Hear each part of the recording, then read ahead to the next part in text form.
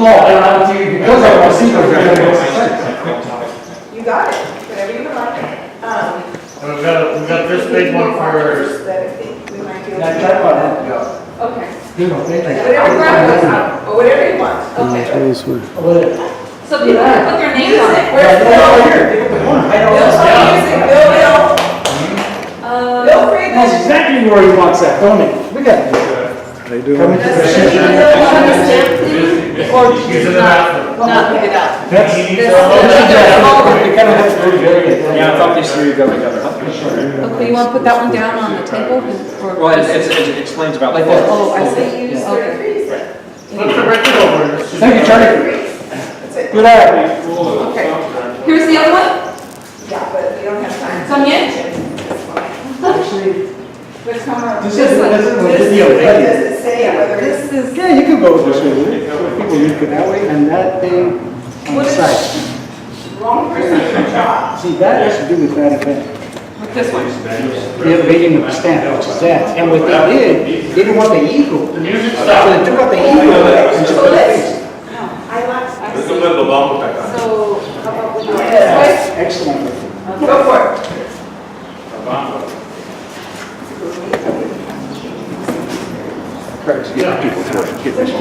Right? So we're working hard. It's a lot of practice. Okay. Stand up to Dorothy. If you go to the bathroom. What? Start it over. I changed it, but they're there together. Because. Steve, would you like a beverage, soda, water? No, I brought a few if you need some. What I do with these, I use these as props and watch. Pick that one up. Oh, you know what? We could even put it in the backdrop. Yeah, but No. pick that one up. Watch. Okay. Then you do this. Then you do this. Oh, okay. Put the other one in.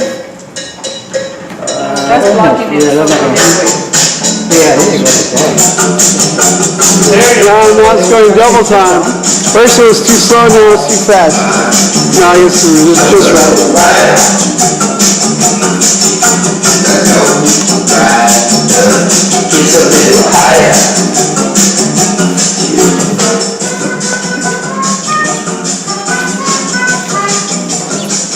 Gary, is this yours? No, Is this yours? I think it probably came. Better for change this way.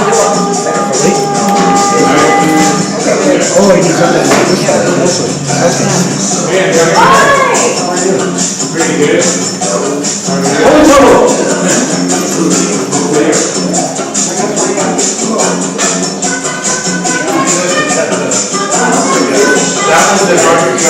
That was the Norfolk,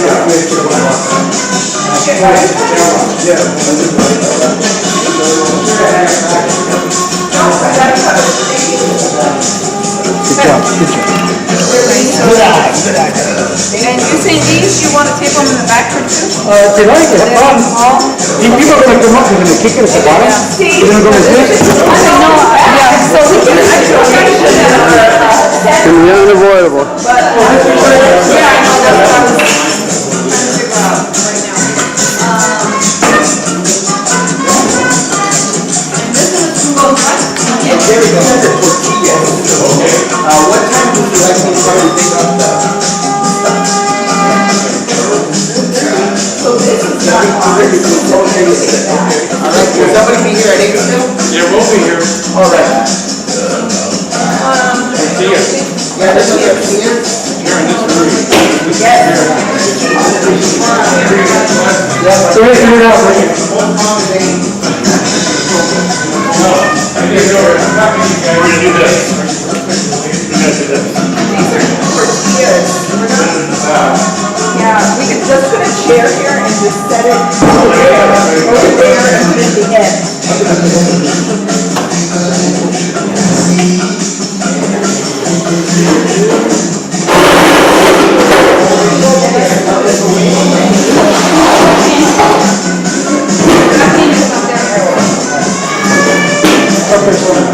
Which one's from the pin it down? talking to somebody else.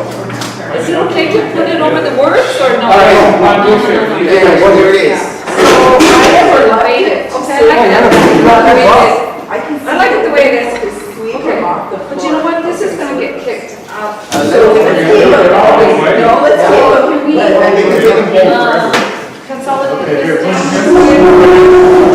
There it is. We do not. We're all set then, so I'll be here while they Thanks for reading.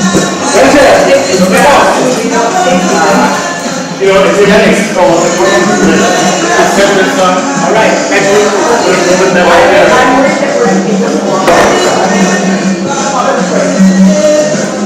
Put it in.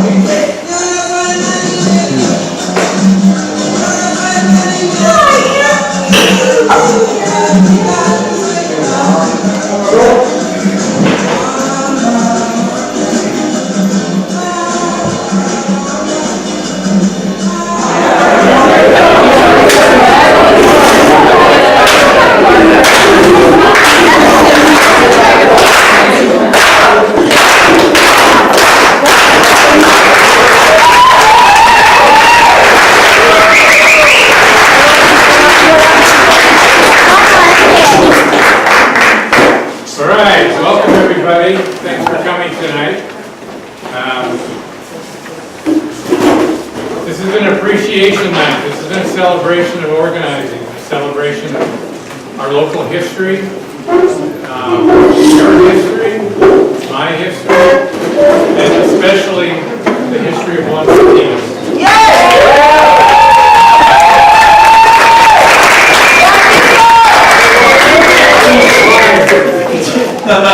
That's why I thought.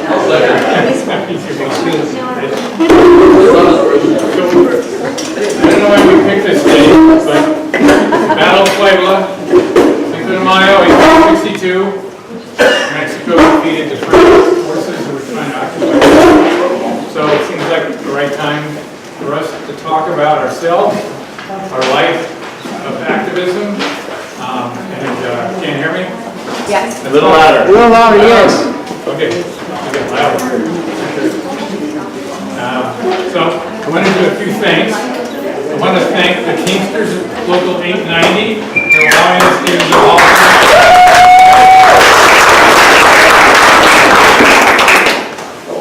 I want to thank La Plaza Bakery for the food. Please help yourself. I want to thank Bob Coble. Where are you? Right behind you. Bob's going to take photos tonight, and if you'd like photos, give him your email and he will send them to you. Also, West White on video right here. If you'd like a copy of that video, I think Wes can send it to you if you give him your email. Everyone's going to get a chance to talk tonight, I hope. We're going to try to orchestrate this so it isn't just me talking or Juan talking. Thank you. I got this from Gary from Listening, our birthday sharing, party event. stories, Thank you so much. Looks great. and get it recorded. There's bathrooms in the back. That's always the most important. I should have mentioned that first. A bathroom. A bathroom. There's two bathrooms. I think. Yeah, one in the conference room. One in the conference room. And one in the Center for Change. Oh, there you go. Center for Diapers. That's what it's called. So, before I forget, I always forget to do this.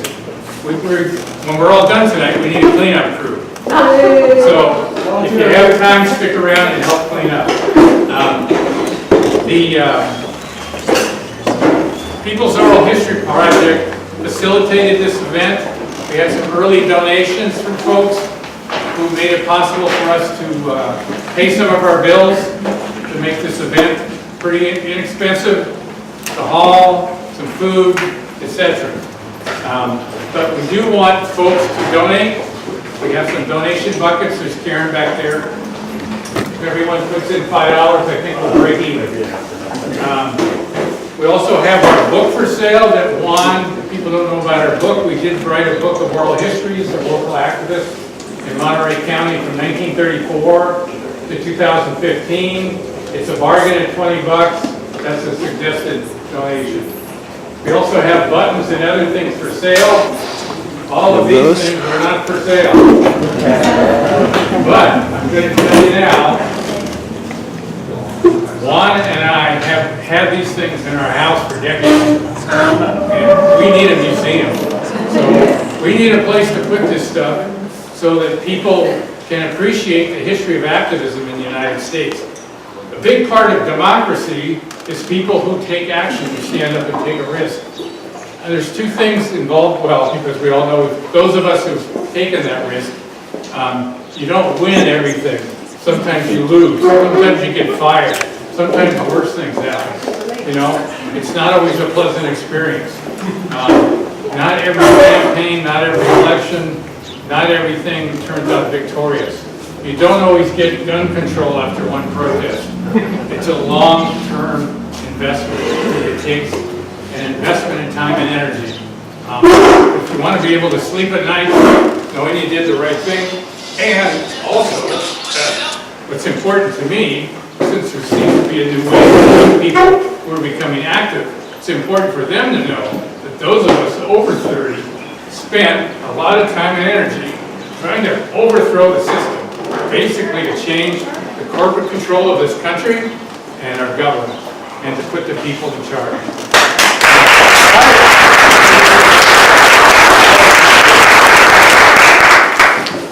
Having said that, I'm going to turn it over to my compañero, Dr. Antonio Velasco. He's going to explain a little more the details, why we're here tonight, and how we're going to sort of run the show and introduce Juan. And I know we have, we want to give everybody a chance to talk and share your stories.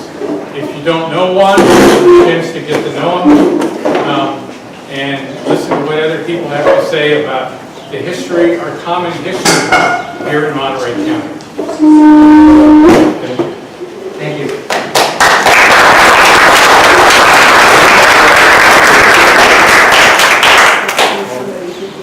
I thought I'd pack the follow with Gary being such an inspirational speaker. But this is a fun celebration.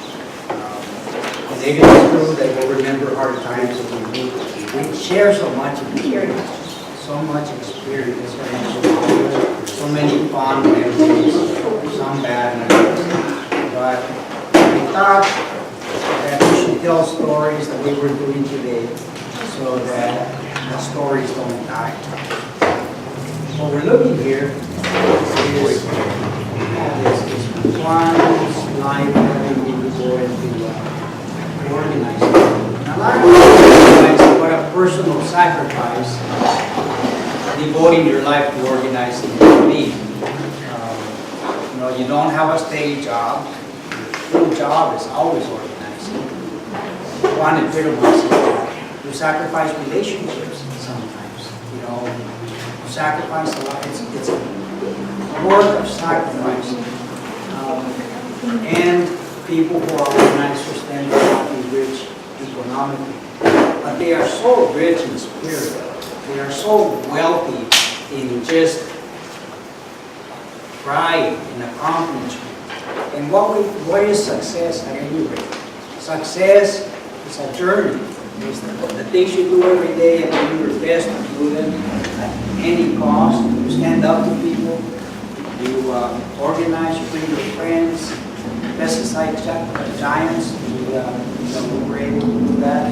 Charlie was there. Bill got together. We can triumph in the face of adversity.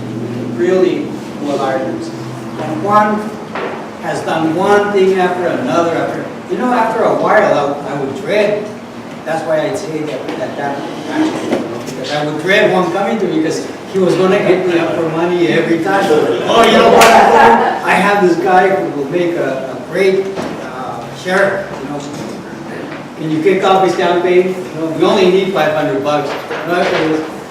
But Juan always was doing something that deserved support. He was never involved in anything that Juan would consider unimportant. And I really admire this man. He's He's done a lot for community, for humankind. And I'd like to welcome Juan and tell us a few words, and then you're all free to come up and talk to Juan. Congratulations.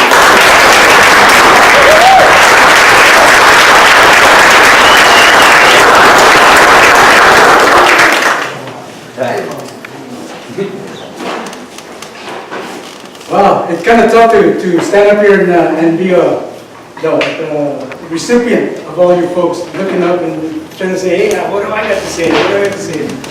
You know, this was really supposed to be for, and I want to thank Bill because Bill's birthday party, Bill Monning, Senator Monning, because of Bill's birthday party.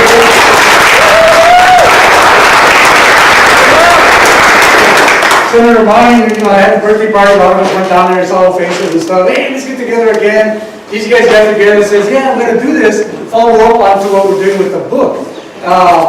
Karen, where were you at, Karen? If you're back there, and there's a book around there, so you can see the book. Oh, the book. Yeah, because everybody was looking this way when Gary, when one of these guys was talking about it, Gary was talking about it. But the book, it talks about activism in Monterey County. We interviewed over 100 people. Gary did most of them. Okay? Gary did most of them. We all have these relationships with each other. And this is the product of what we did. Okay? So inside there's 63 stories of people like us. All right? Young people, older people, veteranos of different things, male, female, the whole combination of stuff. And the struggles that we had, the good and the bad. So we did that. And we know, thank you. We know there's, and I get criticized really harshly, it's like, hey, how about us Chicanos? How come we're not just on Chicano activism? Just waiting la raza, what the hell, you know, just on us, right? You know, yeah, we have a lot of great support for everybody else, and we all know that the blacks, the Latinos, and all that cannot happen without the push from all of society, right? The rich, the poor, the Anglo, the Filipino, everybody jumped in because we were all getting abused. So everybody jumped in. It's all a struggle. You know, when we're lawyers at CRLA, young lawyers excited about what we're going to do. I was a paralegal. They're trying to make me a lawyer. I couldn't even read or write. I felt like, yeah, I can't do this. But you know, we fought the fight because it was so personal, it was so passionate that nothing was going to get in our way, right? People died behind this stuff, died, and they're willing to do that. Put their life on the line. That's incredible. You don't see that kind of stuff anymore. Recently, yes, you see them at Standing Rock. You see them all over the world now. That's what needs to happen. That's why we're doing some of this stuff, is to keep hope alive, to let you know that we're here to support the youth, and the youth, we need you as well. Okay? So we're reaching out to everybody. It's not, and I'm talking about the haters as well. And haters in politics, it's everywhere. The minute you campaign against somebody else, they hate you. You know what I'm talking about, right? We've been there. Right? Oh, you're supporting that guy. Oh, man, that guy's a sellout, or he's not aggressive enough, not political enough, not astute enough, hasn't paid the price, whatever the price was that we thought it should be, to be entitled a senator, to be inside of an assemblyman, a city council person, a school board. You have to have, you know, a lot of bruises, man, a lot of cachetadas when people don't like your opinion and they fight back and they push. Well, guess what? You got to stand up for what you think and believe is right. Even though half of the people, if not more, are against you. This is the struggle that we see around us here. This is what we have. Gary, myself, so many other people, Salvadorian Medical Relief Fund, you know, the Doctors Without Borders, that kind of stuff. These are some of the people that started this stuff. You know, this is huge. This is like international stuff. You know, we got Lowrider magazine back there, or stuff about lowriders and things, the stuff that you did. Look at those newspaper articles back there, those Twitter ones. You see all the stuff about the lowriders back in the early 70s, through the 70s. They did all the voter registration stuff. One of those that's standing up, it says South, or SVREP, Southwest Voter Registration Education Project. That one in particular, Southwest Voter started doing voter registration in Monterey County since 1974 because of the Voting Rights Act, and we were under that federal guidance of the Section 2 of the Voting Rights Act, right? So those who know this stuff, we got involved then because Southwest Voter Registration Project had done this in Texas. Because right after the war, they refused to bury people of color in any cemetery because they have white-only cemeteries. You have to have your own cemetery somewhere, right? So that's what they did. Our guy Hernandez fought the case. Well, he didn't fight because he had perished, right? He was a veterano from World War II. Hernandez and a bunch of guys got together and he started a thing called the American GI Forum. The American GI Forum was the one that helped break the ice on that so that people now can be buried if they serve this country. Hernandez ended up at the Arlington Memorial because of his effort to open the doors for all of us who are of whatever color and sex that we could be there, right? So those are the kind of struggles that we assume, hey, that's just America. We're just a good country. This is the way it ought to be. It just happens because it happens. We're the United States of America. This is all great because it's supposed to be great. But guess what? It happens because we make it happen. It happens because we make it happen. It doesn't happen because it's supposed to. Okay? Y'all want a clean car? Drive around? Well, you gotta go out and clean it, right? Drive to gotta do something, but it's not gonna clean up itself. Well, that's what we're talking about here. If you want something, you gotta go work for it. Right? And this is the beauty of what our effort is here. This is all the stuff, I mean, the different places. Gary's done a great job. There's so many of us. Stop and look at your garages. All you veteranos that have been around a while. All you guys that we're looking at your stuff. Look at it again. Start accumulating your stuff and your grandparents and all that because that's our history. How many of you youngsters have had history in school? History class. I mean, you have to kind of like, we don't have history no more, the younger ones. I don't know about you guys. But I know now they're not teaching the history anymore. That's the sad part. Because now you're just being computerized into following direction, push a button, and you get your paycheck, and everybody's happy. You got your car, you got your TV, and you forget everybody else. Who's going to feed the world? All this stuff about farm workers, all the hate that's coming in from the south, because economically they're being squeezed down there. They're being squeezed. The weather, the economy, they're being squeezed. The hate that's coming up here. The people here don't want to pay any more money. You all know what's happening with Driscoll, the strikes and all that. All the people want to do, be able to pay their wages, be able to have their kids in school, send them to college. There's something wrong with that? The only thing wrong with it is somebody else's money and they don't want to give it to you, even though you earned it. That's what's wrong with the system, right? So we all earn and we all make profit for the rich and we keep them rich and we make them richer. We should have a bigger share of that. We should have a bigger share, that's all. We don't want all this stuff. We don't need it. We know we don't need it. We know we don't need to be millionaires and be wealthy to be happy. Why? Because we are who we are. We know each other. We know we can make it the way we are. But with your kids, you want everything. The shiny car, the bling bling, everything. Right? And you go to the point of wanting a degree and you want you want to be a judge. You want to be an elected official. You want to be a doctor. Well, guess what? You can't be involved with so much stuff like this kind of stuff if you're going to get a BA, a master's degree, and become a doctor. So you sacrifice. These are the sacrifices that were mentioned. So many of you here have done that. So many of you, right? In your relationship with your family, your kids. You know, you can't spend quality time at home with your kids because why? You're at a meeting. And why? So you can save another 100 kids somewhere else from pesticides, from gang warfare, from drugs, from other things. So you sacrifice for the better of everybody. That's unusual for people to do. When you start to evaluate that, it's incredible. Every single person here, we've all done something, you know, and we all know what we're talking about because that's why you're here. You're all connected somehow. We started passing stuff out, and we need to do these kinds of things more often. This is not the first time that we've done this. This is the first time we kind of blasted everything out the way we did, right? That thing with my face on there, who did that one anyway? It's supposed to be everybody's face, Bill, thank you very much, but it was mine. And I thank you for that because it kind of looks at me this way. And I want to share with you, if some of you don't know, I'm a cancer victim, survivor, whatever, and still fighting the struggle. This is going on for 3 years with me, right? So it goes up and down, and I'm starting to realize how to deal with the thing. First of all, stay away from sugar. You know, first thing, stay away from sugar, breads, and all that kind of stuff because cancer loves that stuff. It'll feed off of it, and it'll just grow, and then it'll take you over. So that's the first thing I learned. Second, don't give up. Don't give up. Modify your food. Adelante. Like Bill always says.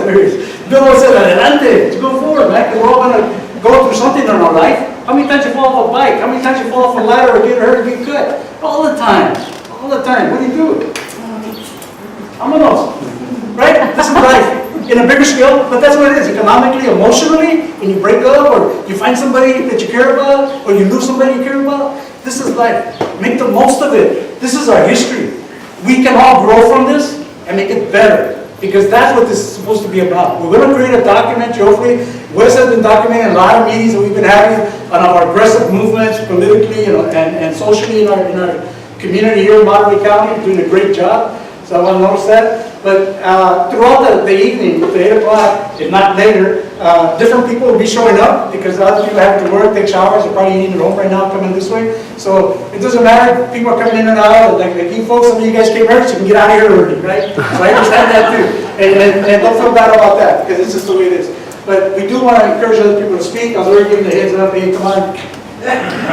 So I want to step down from this, and I do want to say thank you for all you guys. What we did quickly, this is my youth stuff when I was a kid. That's the stuff with braceros. That's the UFW, and that's when we buried Caesar back there. That flag was used on his coffin, Caesar's coffin. Those signatures are on there. Our governors, senators, and everybody else that we could think that had anything of significance, like Luis Valdez, and I mean, I got a lot of names on there, but it's not folks like us. Maybe you got the bill and employment, but basically it's folks that had caliber title, because you know the rest of them are just the rest of us, right? Which is we're the base of everything that creates that. We are what creates this. We are the mass. We are the base. You know, so we need to keep that going. And over here we have the Warrior Adventure. When we started with the youth program, Monterey County, we organized youth, and we started doing voter registration. That particular calendar you see there, the white sheet against the wall, that is a 5-year plan that we did back in 1980-something. That 5-year plan was to organize campaigns for judges, supervisors, senators, congressmen, right up to the president, from the school board all the way up, 5 years, and we know that cycle turns over every 4. So the idea of that is to keep building, building, building. We did that during the 70s, so we could sue in the 80s, claiming disproportionate voting by the white community, i.e. discrimination, right? So that gave us the basis for district elections, was now carved out areas where neighborhoods can vote for their selected person that they choose to represent their interests out of their communities versus at large. And that was huge for Monterey County, for there to open up the doors for judges and everything else. So with that, I'll be quiet because enough judges and people can say everything else about that. Thank you very much.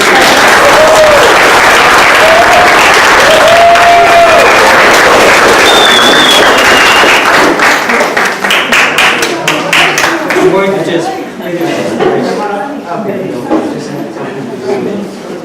so Juan was telling the story about how this idea of a celebration began at your dinner. And then afterwards, Charlie and I were talking about it, and Charlie thought that Charlie Clements, Dr. Clements, who was responsible for being the doctors over at Memorial during the pesticide cases.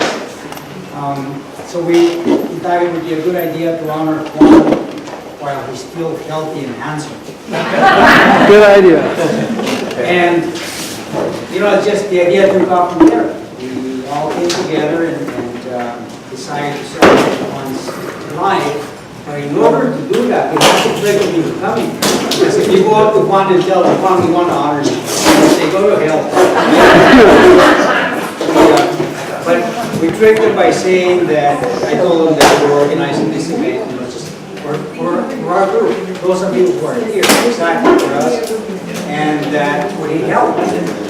People saw me like, Right? oh, organize something? Yeah, I'm there. And that's how Juan was tricked into coming here, thinking that, that's how Juan, the organizer, got tricked into organizing his own event.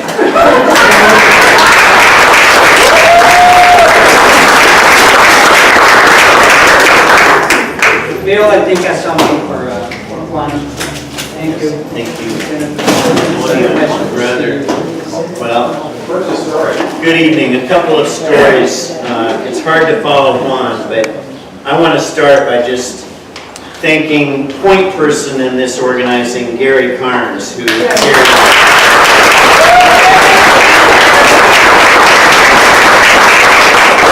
Wherever there's an event in Monterey County, Gary Karnes is not very far from the epicenter. So thank you, Gary. Kind of the genesis of this, as Antonio mentioned, Charlie and Antonio came up with the idea of celebrating and honoring labor, and particularly honoring our brother Juan. As part of this genesis is a men's group that included Herb Aarons, Charlie, Antonio, myself, Charlie Atilano, Bob Levin, Ron Cisneros, who left us way too early, and Juan Martinez. And you know, men's groups are supposed to get together and engage in criticism and self-criticism. Well, for us it was usually tequila and beer and criticism, yes. But also the organizing committee tonight, in addition to the men's group, Karen Araujo, Alannah, Kull, and Dorothy Cabanyog. Please raise your hands so we can thank you.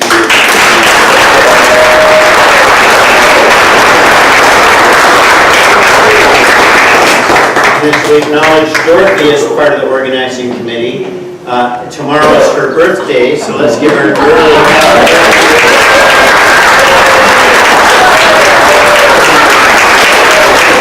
She was almost born on Cinco de Mayo, but she decided to claim her own day. We hope tomorrow is a great day for you. And it's not a coincidence that we're here on Cinco de Mayo, honoring labor, honoring Juan. As we know, Cinco de Mayo is kind of a North American celebration, but of the Battle of Puebla and people fighting to protect their rights, their liberty, their self-identity. You know, Juan Martinez has represented that since an early age in the Salinas Valley. When you look back at the picture of Cesar Chavez, 1970, jailed in the Salinas jail for violating a no picketing ordinance, where the growers went into court, 1970, led a strike, and declared any picketing illegal. First Amendment. First Amendment. So Cesar's jailed for violating the restraining order. He spends a couple of weeks in the Salinas City County Jail at the time, which is by the county courthouse now. And it was the California State Supreme Court, Christmas Eve 1970, ruled. They dissolved the injunction. They said it was a fundamental exercise of First Amendment rights, and Cesar was released. Ethel Kennedy was there. Juan Martinez was there. Robert Garcia was there. And the famous photo of Cesar coming out of the jail, if you look at that photo, over his right shoulder is Juan Martinez.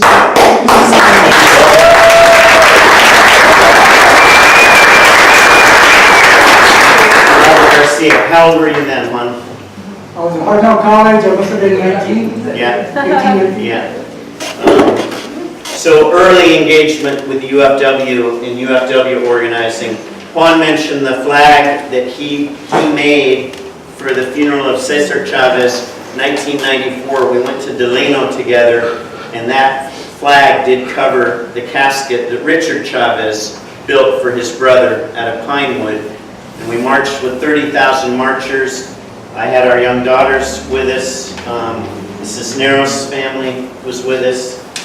And then when Richard Chavez died a few years ago, Juan and I went down to Delano, and Juan brought the flag again for Richard Chavez.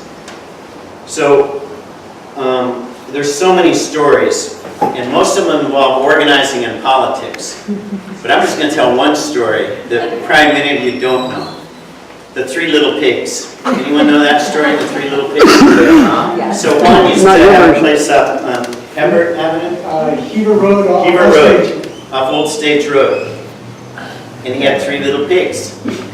And there was a huge storm, and that storm was 95 or something. It hit January 4th, 1980. You guys remember. 1980? Yeah. So anyway, the winds blew. The winds blew down fences. Cattle escaped. Horses escaped. And 3 little pigs escaped. Well, the Monterey County Sheriffs and the Animal Rescue and SPCA, they captured the horses and they captured the cattle and they returned them to their owners. But they held the 3 little pigs. And when Juan came to the SPCA to get the 3 little pigs, they gave him a citation for allowing his wild stock to roam and not be penned. So he was charged with misdemeanor. Having an unlawful fence, having my animals running free without a leash. Yeah. Those 4 charges. Yeah, so he was charged. So our good friend Marjorie Cohen, who is a National Lawyer, skilled lawyer, and was working here at the time in Salinas, she represented Juan, I think pro bono, because the cause was so righteous. And the judge at the time was Judge Moreno. And they had a hearing in front of the judge, and the three little pigs were named Chicharron, Carnitas, and Chile Verde. Chile Verde. So, but during the pendency of the trial, they grew from the three little pigs to three pretty big pigs. And so Juan wanted to bring them to court as Exhibit A, B, and C.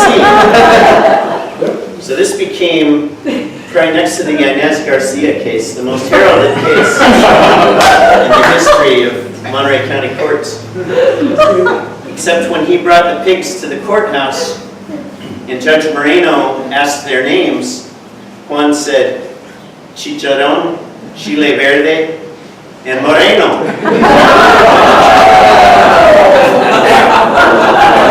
Then Margie Cohen moved to dismiss for discriminatory prosecution. Why had the horse owners not been prosecuted? Why had the cattle owners not been prosecuted?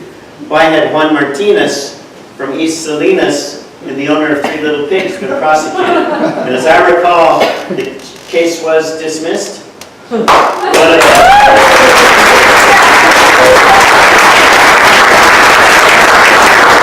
many victories. And I know but I thought people might enjoy that story. I know other people want to speak. I was here this morning with Luis Jaramillo, from former ally, friend from CRLA, and there's Luis, who worked with Juan at CRLA, and all of us in many of these battles. Some of our pesticide struggles, Sabino Lopez, who we knew from UFW, and then Center for Community Advocacy. Yes.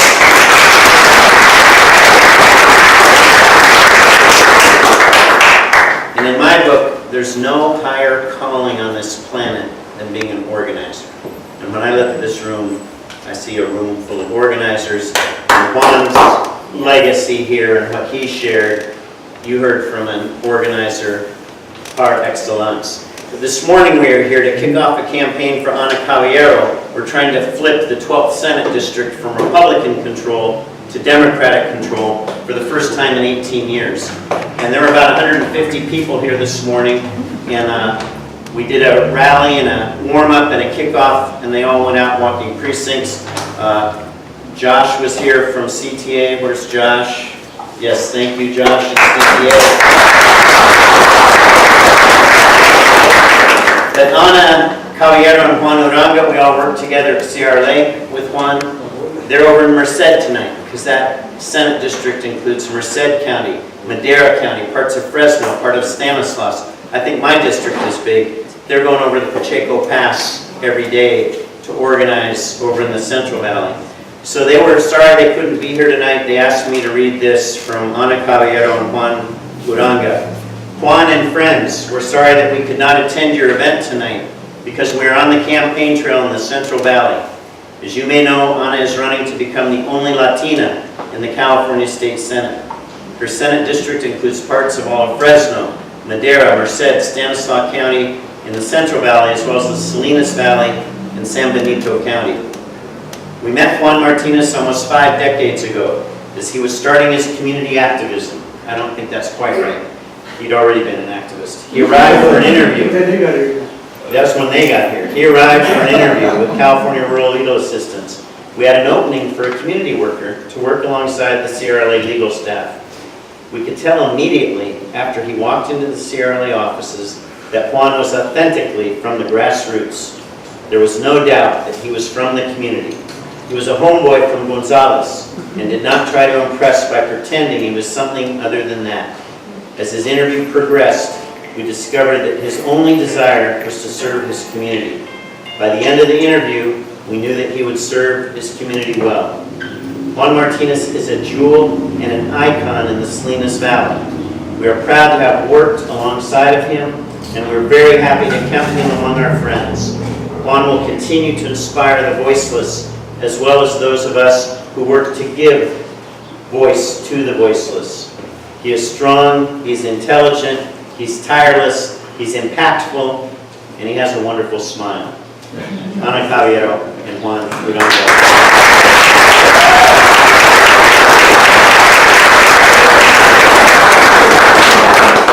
And now it's my honor as part of the evening's recognition to present a Senate resolution that's also signed by Assembly Member Ana Caballero and Mark Stone. And I usually don't read the whereases, but I think this one captures some important history, some that hasn't yet been shared. So Juan, you can stand here, but let me just read. Whereas Juan D. Martinez, a distinguished community activist and historical archivist, has contributed extensively to the people of the state through his many activities, and who will be recognized at a celebration of Cinco de Mayo on May 5th, 2018, as a tribute to his exemplary record of community service. And whereas born in 1952 in the Salinas Valley, Juan Martinez grew up in Gonzales and attended Hartnell College in Salinas from 1970 to 72 as a business and administration major. Who the hell knew that? As a lifelong learner, he also is the recipient of certificates of completion for studies at Monterey Peninsula College and Monterey College of Law. And whereas as a second-generation archivist and historian of the Salinas Valley Latino community, Juan Martinez has followed in the example set by his father, Juan Dolores Martinez, an honored veteran of World War II, who first built portable traveling history exhibits that were displayed at community centers or on the streets as part of community holiday celebrations. And whereas Juan Martinez was profoundly impacted by an unforgettable early experience that set the tone of urgency and necessity that he has since followed in speaking to his community, the state, and beyond about the plight and needs of the traditionally disenfranchised. At 11 years of age, Juan was a witness, along with his father, who was a first responder at the site near Chular to the devastating effects of the September 17, 1963 collision of a freight train with a bus carrying nearly 60 farm workers that tragically resulted in the deaths of 32 people and injuries to 25 others. And whereas today, by presenting his traveling exhibits that are inspired by farm workers, Juan Martinez continues to bear witness to those lives lost in 1963 and those affected by all the disadvantages and impoverishments of work in the fields of the valley. And he was instrumental in the effort that led to the designation of the Bracero Memorial Highway, a stretch of Highway 101 from Chular to Soledad that honors the memory of the estimated 2.5 million field workers who came to the United States, mostly from Mexico, to harvest crops during World War II. Almost done here, and this only is part of it.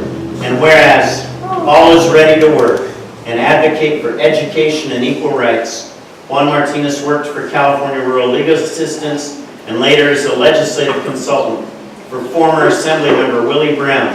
When he returned to Monterey County, he worked for the American Red Cross and as a safety coordinator for Clínica de Salud, and was also elected to the Hartnell College Board of Trustees, on which he served from 1979 to 1991, and in which capacity he was instrumental in the work to help build the King City Education Center in South Monterey County. And whereas the success of the state of California, the strength of our communities, and the overall vitality of American society depend in great measure upon the dedication of individuals such as Juan Martinez, who use their considerable talents and resources to serve others. Now, therefore, be it resolved by Senator Bill Monning, Assembly Members Ana Caballero and Mark Stone, that they recognize and thank Juan D. Martinez for a lifetime of achievements and meritorious service to humanity, and convey best wishes that his indomitable efforts will continue in the years ahead. Joint Members Resolution number 292, dated this 5th day of May, 2018, Felicidades, hermano. Gracias.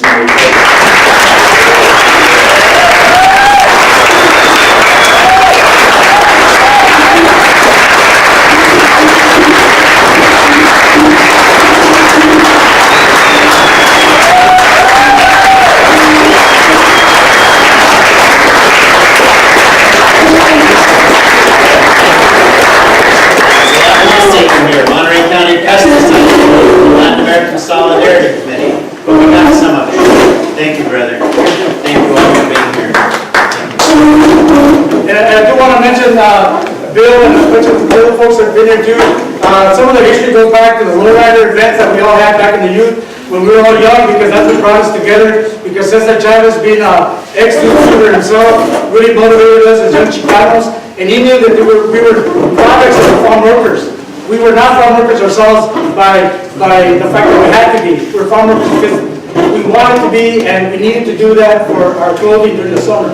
It wasn't like, my family was not a migrant family like a lot of other ones. So I was fortunate in that, very blessed to be that, which is different than most farm workers. So feeling that responsibility, you know, and then having those accidents and all that, we stuck through it all the way through to even now, and we're looking in the future as well. And then one of the biggest things, like the Lowrider magazine, as you all know, is now international. And that was created in the back house of my apartment.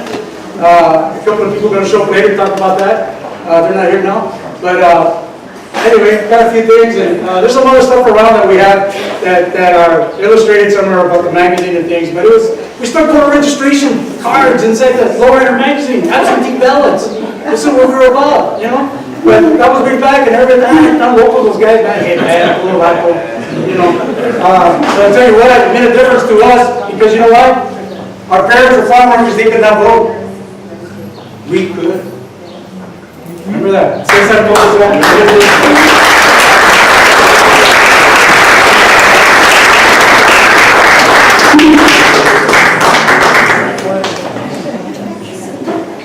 So, Juan Martinez has so many accomplishments that they don't really fit in any kind of resolution like that. He would need one that goes all the way up to the sky. Thank you, Juan.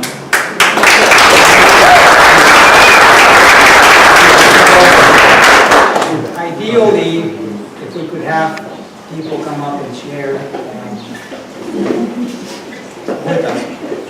Great. I'm Bill Freeman. I met Juan Martinez way back in 1987 in Milwaukee. We were working on the same campaign with a different groups. I met him one night. We were both in the Kull at the Ramah again in Milwaukee. And he worked on, his group wore the green hats. If you know Norwalk, you go into the one-ways, usually you don't come out, back out alive. But these guys had the courage to go in there. They got people to vote by mail. The Mexican-American community, they voted in high numbers. Our candidate won. We weren't supposed to win at all. He was a folksy candidate, Cecil Green from Norwalk. No one knew it, but we won the special election down in Norwalk in '87. But Juan's had the fighting spirit for a long time. Long before I knew him, when he was in high school, he worked for Bobby Kennedy's last campaign. And then he worked with Cesar Chavez. But he's still here because he has the fighting spirit that nobody else has. You wouldn't know what he's been through. You wouldn't know what this person's been through. I know, but he's here because nothing's going to stop him.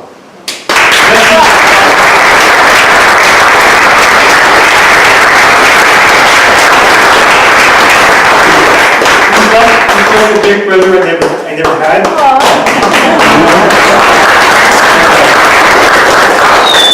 When I found out he was really sick, it almost killed me to know he was so sick. And I felt like Gale Sayers in the movie Brian's Song, but the movie ended differently this time. He's going to beat anything that comes his way. And let me just cut in on something, because I was hoping this guy would come up and talk, because Bill is an unusual character in our community. All right. And he's loyal, committed, diehard, and he knows where he's headed. Okay. When I met him, it was the Cecil Green campaign, special elections. Cranston had just got elected, and it was in 1987. And it was crucial that they get that one Democratic vote, because it was the reapportionment was coming up a few years later, right? 87, you got to get that Senate race, because the reapportionment comes up and you divide up all the congressional, assembly, and Senate districts. Okay, that was a crucial election. He got re-elected as soon as we got him in. It was a special election. It happened. Now he stood in there until 92. In 92, because of that one vote that we did, and we got 22,000 absentee ballots. In Norway, it was a Senate District 33, a Senate District 62, blah, blah, I can tell you a bunch more stuff, not important. But Moody Brown got to the point where he had to send 4 plane loads of staff from Sacramento, put them on the plane, fly them to LA to make sure that everybody who had not sent in their absentee ballots, had not mailed them, had to either pick them up, put them in the post office ourselves, or have them go to the polling place and drop them in. We did 22,000 absentee ballots, we won that election, and California is now in a political position to be able to kind of deal with China on our environment. That's how huge that is.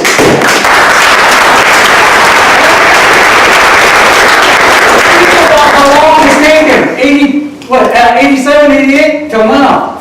Now we see why this happened back in 88, right? 20 years ago, Bill? Yeah. Right? We know each other for 20 years. Now, there's enough Democrats in there that they can do what they need to do, and that's what they're doing. And Trump is like looking, oh man, what happened? We're getting our own environmental deal with, and we're doing other things that now California's positioned to do, and lead the nation, which is the most important part. We're going to lead the nation. It's going to happen.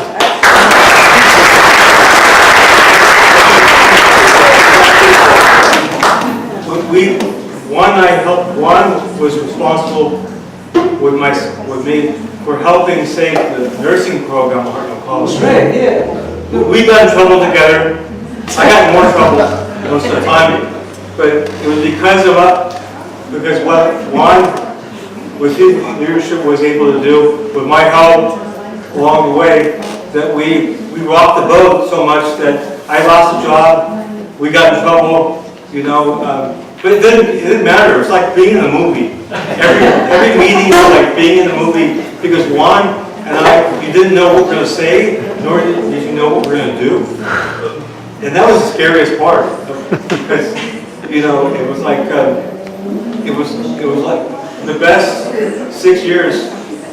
Correct.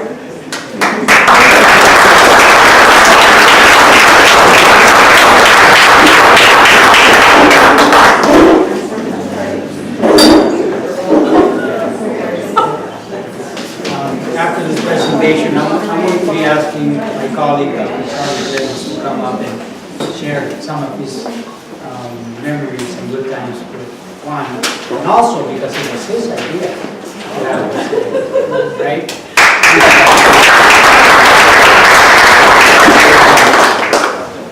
My name is Bob Crown. I am Johnny's brother-in-law. He has 2 brothers younger than he, and the oldest of the siblings was a sister on Carl, and that's the person I married. But at any rate,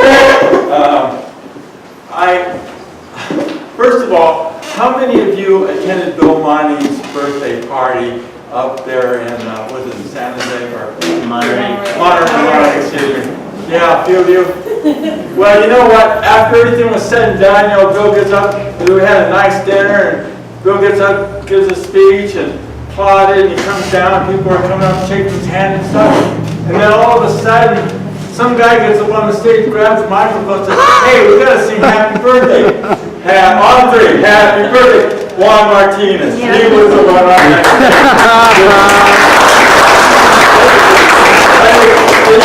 Nobody even considered it. I mean, you know, all those people, he was the one. He's got a mind that it must run 200 times faster than anybody I've ever known. He can walk into a room and he'll think about 30 different ways he could fix it and make the improvements. Oh, man. I mean, and he does it all the time without even thinking about it. he came over to my house one day, and we were out in the back of our property, a little arbor area, and we're sitting back there. My wife's in the house, and so he said, "Yeah, if we take out this little fence here, we can enlarge this area, make it a much nicer place. We'll just pull out these little plants and get to it." And I said, "Well, I guess it sounds okay." Well, anyway, so we're doing this. All of a sudden, what the heck are you doing to my property? Just the way I wanted. I mean, his wife, his sister was, if there was a boss in that family besides his parents, that was on par. I mean, she rules the roost, but she was the one person that knew what, she could control Johnny to an extent, but he was pretty much on his own.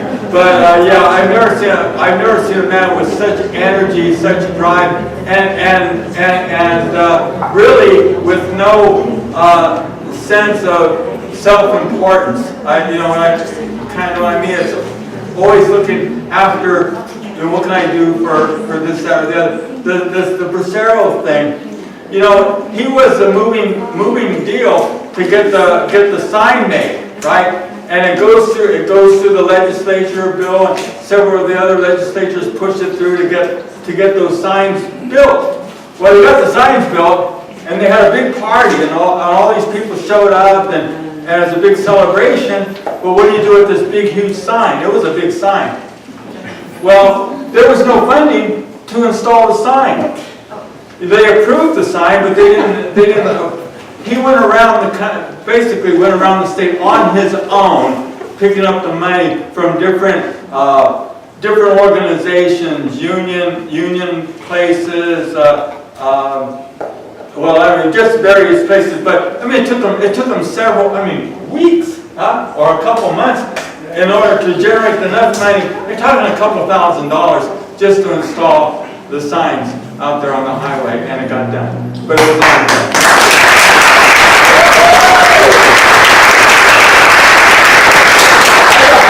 I got a picture. If you can come around, take a look at it.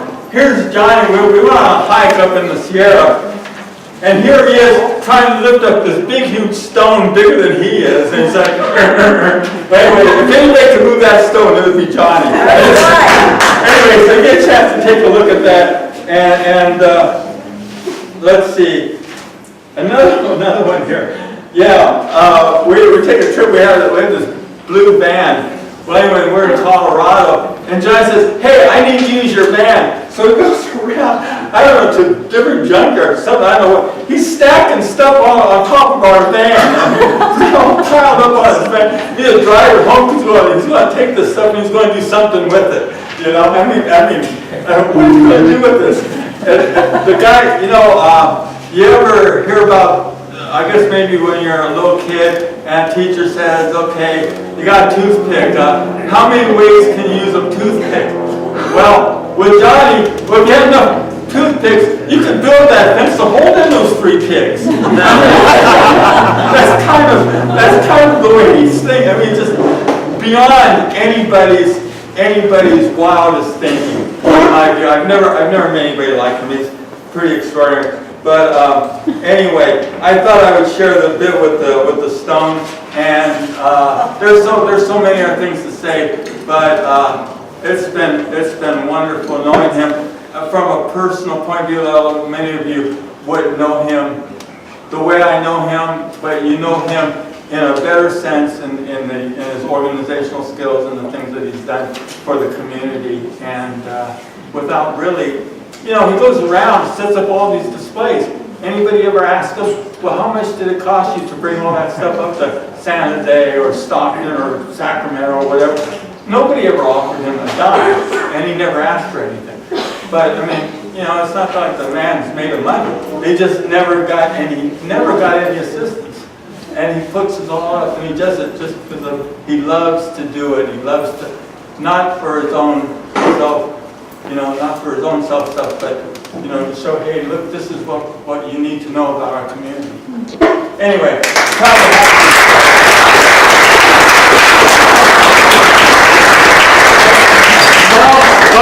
and my sister are both shop stewards with the post office, 27, 28 years, and they've dedicated themselves to moving their organization and their workers, and I see Paul all the time spending, real passionate time talking about how to fix individual problems as a shop steward. So this is one of those committed individuals that are rare. Everybody else does the kind of BS for 27 years, and organizing campaigns.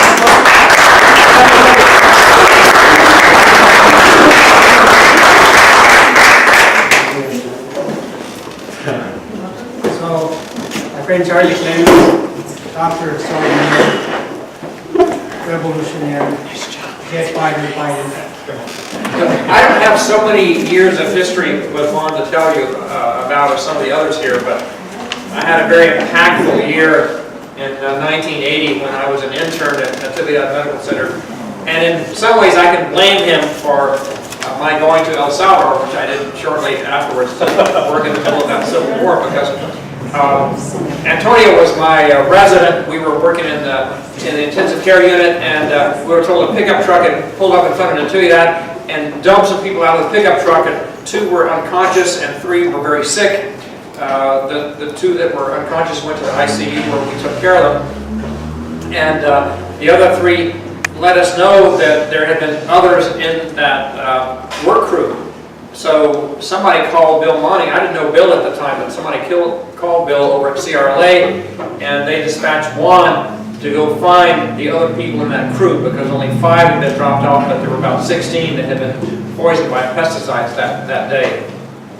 And Juan really won their confidence. Of course, they were sick, they were scared, they were afraid of migre, they were afraid of authorities of all kind, and Juan really convinced them that the people wanting to help them were on their side, and with great difficulty convinced them to allow us to draw blood samples. There was a lot of hesitation about that. And he really convinced them that this was going to be an important part of our trying to bring justice to them about what happened, and also understand their medical condition. There was no assay for pesticides in their blood at that time, but we could tell by a neurotransmitter had been depressed that they had been poisoned. And that data that we gathered over probably at least 24 weeks gave Bill the ammunition and other lawyers for a lawsuit that brought compensation to them for their unemployment, for their medical condition, and for some of the trauma that they had gone through, and I think it was the largest settlement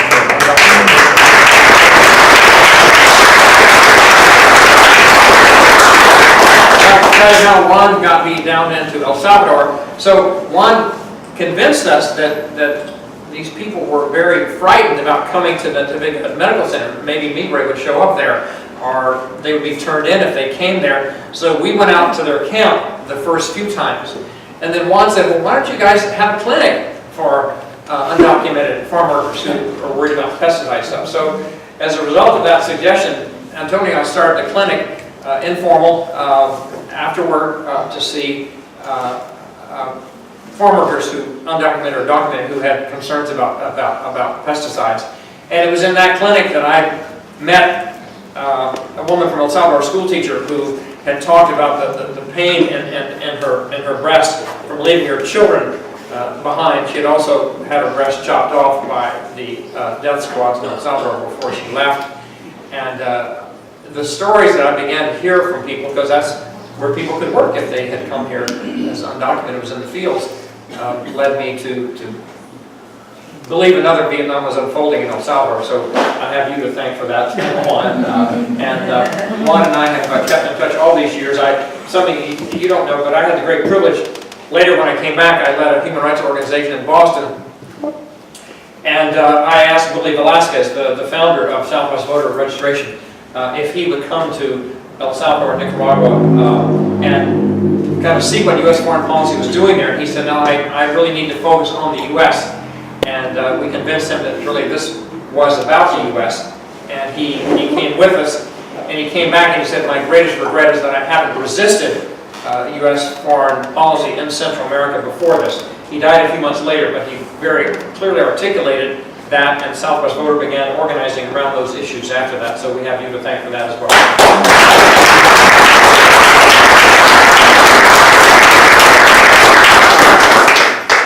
in the last couple of years, I've had to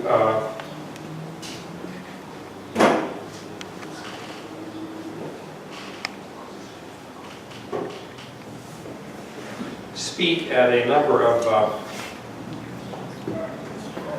memorial services, and I didn't want to speak at one more. I wanted to say something to Juan, to his face, and that's why I suggested that we have this celebration while he's alive and with us and healthy and vibrant and all that he is. So there was a man in Great Britain in the 1920s whose colleagues, whose classmates in college all answered the call and went to Spain to fight fascism in the Spanish Civil War. And most of his friends died there, and he wrote this poem for him and for them, and I've often spoken this poem at memorial services for very special people. I've never been able to speak it for anyone alive, and I'm very happy to do so today. It's called The Truly Great by Stephen Spender. I think continually of those who were truly great, who from the womb remembered the soul's history through corridors of light when the hours are suns, endless in singing, whose lovely ambition was their lips still touched with fire, should tell of the spirit clothed from head to foot in song, and who hoarded from the spring branches the desires falling from the bodies of the blossoms. What is precious is never to forget the essential delight of the blood drawn from the ageless springs, breaking through rocks and worlds before our earth, never to deny in pleasure in the morning a simple light, nor in its great evening demand for love, never to allow gradually the traffic to another with noise and fog, the flowering of the spirit. Near the snow, near the sun, in the highest fields, see how these names are fetid by the waving grass and by the streamers of white clouds and whispers of wind in the listening sky, the names of those who in their lives fought for life, who were at their hearts the fire's center. Born of the sun, they traveled a short while toward the sun and left the vivid air signed with their honor.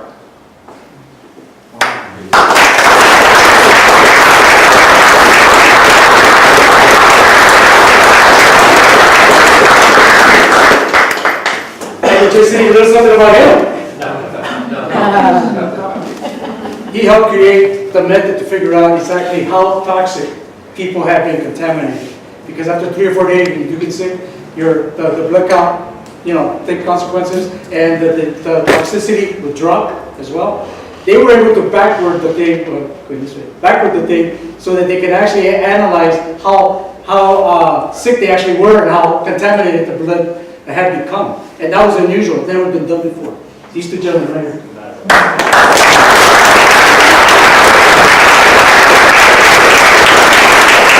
Charlie's book. It's a great read. You didn't mention it. I'm going to mention it. I read this book again just recently. I read it back in the day when it came out. So about Charlie's time in El Salvador as a medical doctor. About Juan, a couple things to accentuate. For most organizers, there's 2 traits. One is persistence, and the other is being resourceful. Juan is very resourceful. One thing to mention again, what Antonio mentioned was, we were trying to, a couple times, I forget what it was now, we were trying to raise money. We just decided to drive around and go to like lawyers' offices and doctors' offices and just walk in and ask them for money. Which is usually not my style. You send them a letter first or something. No, it's straight at them, right? And we went into one, it was, what was the name of Pablo? Romero, yeah. We went into his office, there's all the, the guards at the front desk. So we're here to see Dr. Romero. Well, he's busy seeing a patient. We'll wait. Okay, so we don't wait. We noticed that he came out of a room. So we went around behind all the clerks and went in there and found him, sat down, and I forget, we asked him for, I don't know what, $1,000. Okay, just out of the blue, you know. It didn't work, I don't think, that time. You know, it just sort of shows you're not safe from people like Juan Martinez. And dead animals also are not safe. If you've ever taken a drive with one on a back road somewhere, we were putting up signs, or taking down like bill signs, I think, once up in Morgan Hill, and we got down, there was a sign, we had to take them out after the election, so we get out of the truck, we look, there's a dead turkey there, right?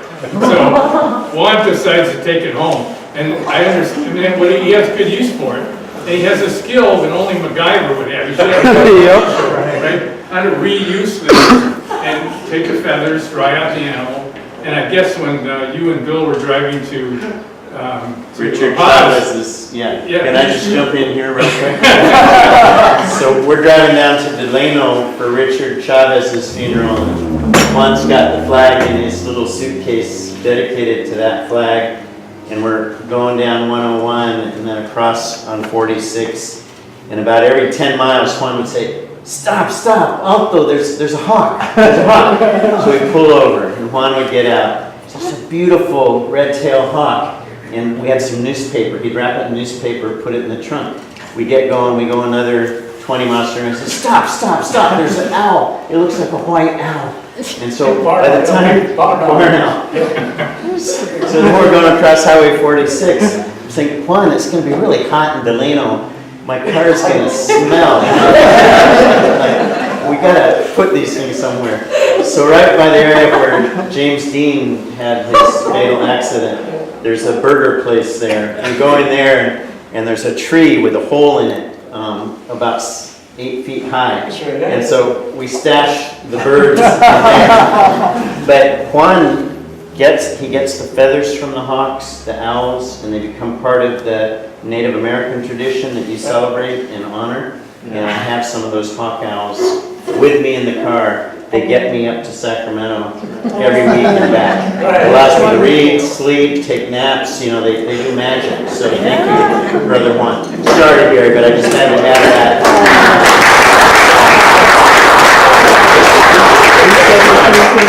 Lastly, for many of you that have been involved, worked on campaigns, sometimes around different sides. We're not always on the same side. I remember once, I don't know, this must have been Juan's assignment. I was working for Juan Uranga's campaign for city council. Juan Martinez was working for Simone Salinas. And Juan's job was to go to my street and talk to all my neighbors and put up, I had a sign up there for Juan Uranga. His job was to go around and put up signs for Simone Salinas. So I come out of the house one morning, the whole street's covered with Simone Salinas. There's Juan knocking at my neighbor's door. I'm thinking, oh shit. Anyway, there you go.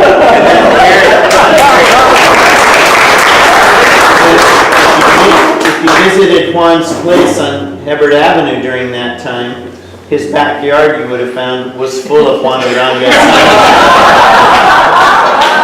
Sorry, Juan, I think the statute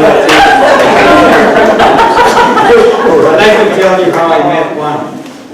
He comes up to me, I'm a resident at the hospital, intern, first year, scarcity.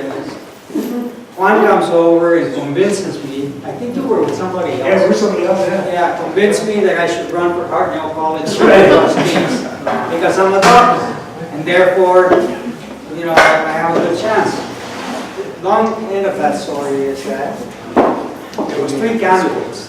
Janice, there was another male person and myself. I campaigned hard. You know, we have dances in the Filipino halls, and I thought I could win. They knew I couldn't, but they didn't bother telling me, right? So I spent all this effort, and it was the first time that he got me. After that, he knew I was game. He was just, Ente Antonio. Juan Martinez, the organizer.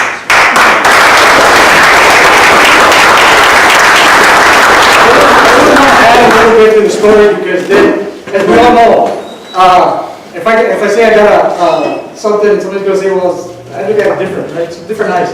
what happened was that we had a guy named, we all know David Sedena, right? David Sedena was the affirmative action director at Hartnell College. His job was to get more Latinos staff. He started doing that. They fired him because of discrimination. He hired too many Latinos, right? So, I mean, figure that. So anyway, so we decided, hey, well, let's get the job back. I had to do that. Well, let's take over the school board, right? So we decided to take over the school board. To do that, you need, 3, 4 votes, whatever that was at the time. To do that, we had to activate the grammar school board elections, the high school elections, and the larger base, right? To do that, I mean, the larger positions that were going up at the same election date. So we campaigned and we put together 29 candidates for one election. For one election, 29 candidates from King City all the way to Pajaro. Got everybody going for school boards, grammar schools, high schools, everything, and college to be able to get the mass voting for us all at one time. And we won 9 seats that one election. 9 seats. First time ever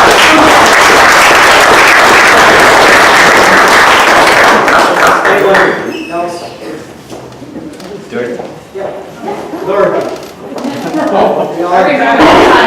I remember that time. That was a lot of work stomping the grounds over there in Cuajado, in the mud. And Dorothy has been around Juan for a very long time, in personal relationships and into the struggle, and it's incredible to me and beautiful that they continue to be good friends and supportive of each other. That speaks volumes for both of them. Yes, and my father's here. My 2 sisters are here. One came from Roseville, and my niece.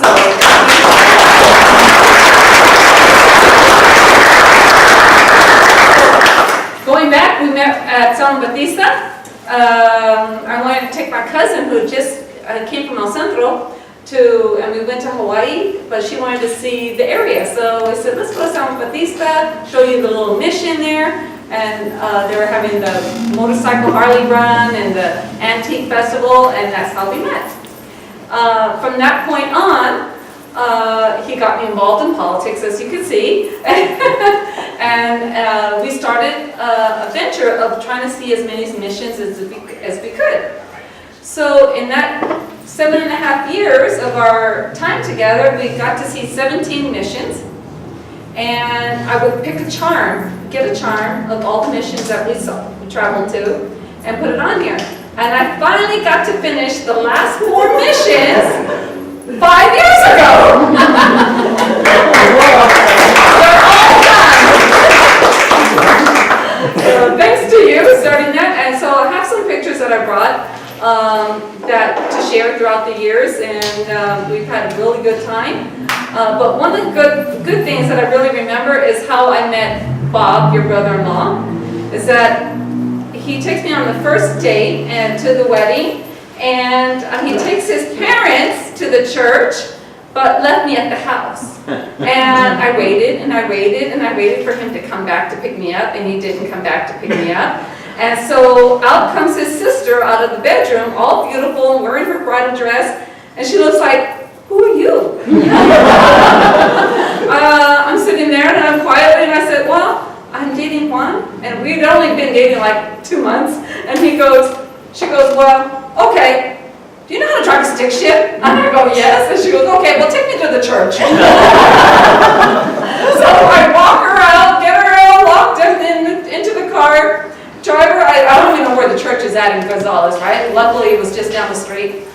And believe it or not, I was so shocked about that. I had just met this bride, had her in the car, not really realizing I was driving her 69 Camaro.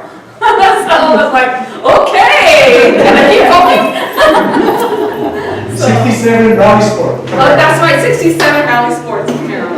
So that was an adventurous time. But through the politics and everything, I've enjoyed it. I've always stayed with it. It's been a lot of fun doing the precinct walkings, campaign organizing. Did get burnt out, so I ran away for 1986, but still with it in my community in San Jose.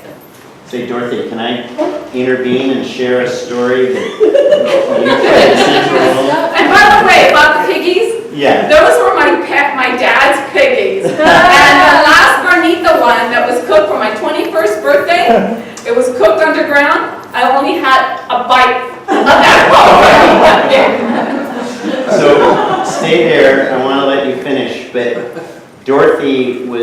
a key organizer with our Monterey County Pesticide Coalition.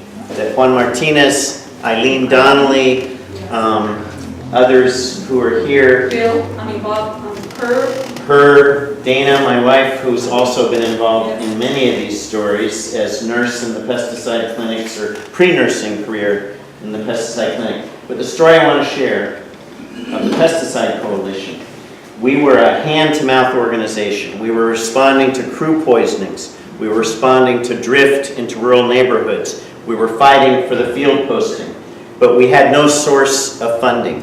So we did kind of these quarterly fundraisers, and we decided, I had left CRLA, and I had a private law practice on Cabanyog Street, right across from the Greyhound station, where the UFW legal department used to be. And we would do these daiquiri party fundraisers. And Dorothy's dad, Pete, would bring us these flats of fresh strawberries. Our organizing call was for people to bring blenders. We bought the rum, and admission was free, but you had to bring your checkbook. Gary Karnes was director for a while of the Pesticide Coalition. Eileen was president of the Pesticide Coalition. Susan Artisan worked with us in some of these campaigns. So we get everyone into the office Friday afternoon, 5 o'clock, and we started those blenders. And we had double doses of rum, and we would get people really lubricated. Then we Helps in my checks. Antonio and Charlie would give updates on the poisoning cases. Juan would get everybody there. Once we got the place pretty buzzed, then we went in for the fundraising pitch. And we raised more money in one Friday afternoon. People would get out their checkbooks. We'd talk about the campaigns we were working on and how if we could just raise this much, we could do this many more things. And it was magic. And Pete, I just remember you coming, carrying the fresh strawberries, Dorothy bringing the blenders. It was a magic recipe. My guess it would still work. We were probably not too mindful of potential liability of somebody getting in a traffic accident. Fortunately, nobody ever got hurt, right? So if we bring our blenders to your office on Fridays, can we still have the same? But Dorothy, sorry to cut in, but that was one of the things I think of you and Juan. That was those good days, and thanks, Dad, for those strawberries.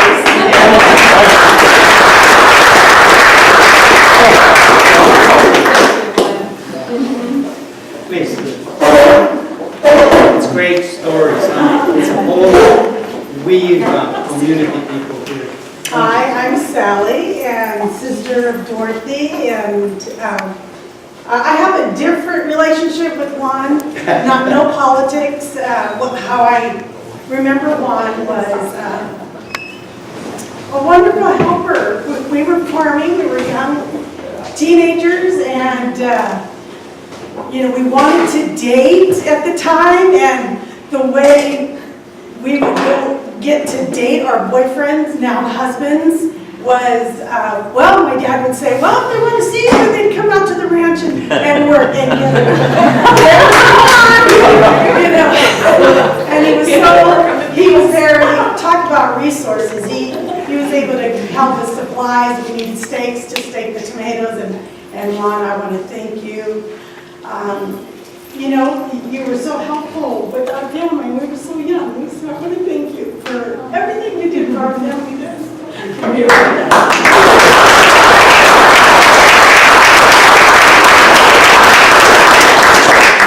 The experience with them was in the 70s, 80s already, the 80s, maybe.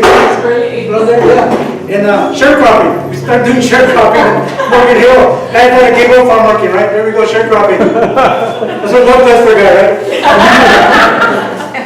Very good. Anybody else want to share something? Stories are wonderful. I'm going to ask Bill to share the lowrider arrest on the Golden Gate Bridge. This is one for the Village Bridge. There you go.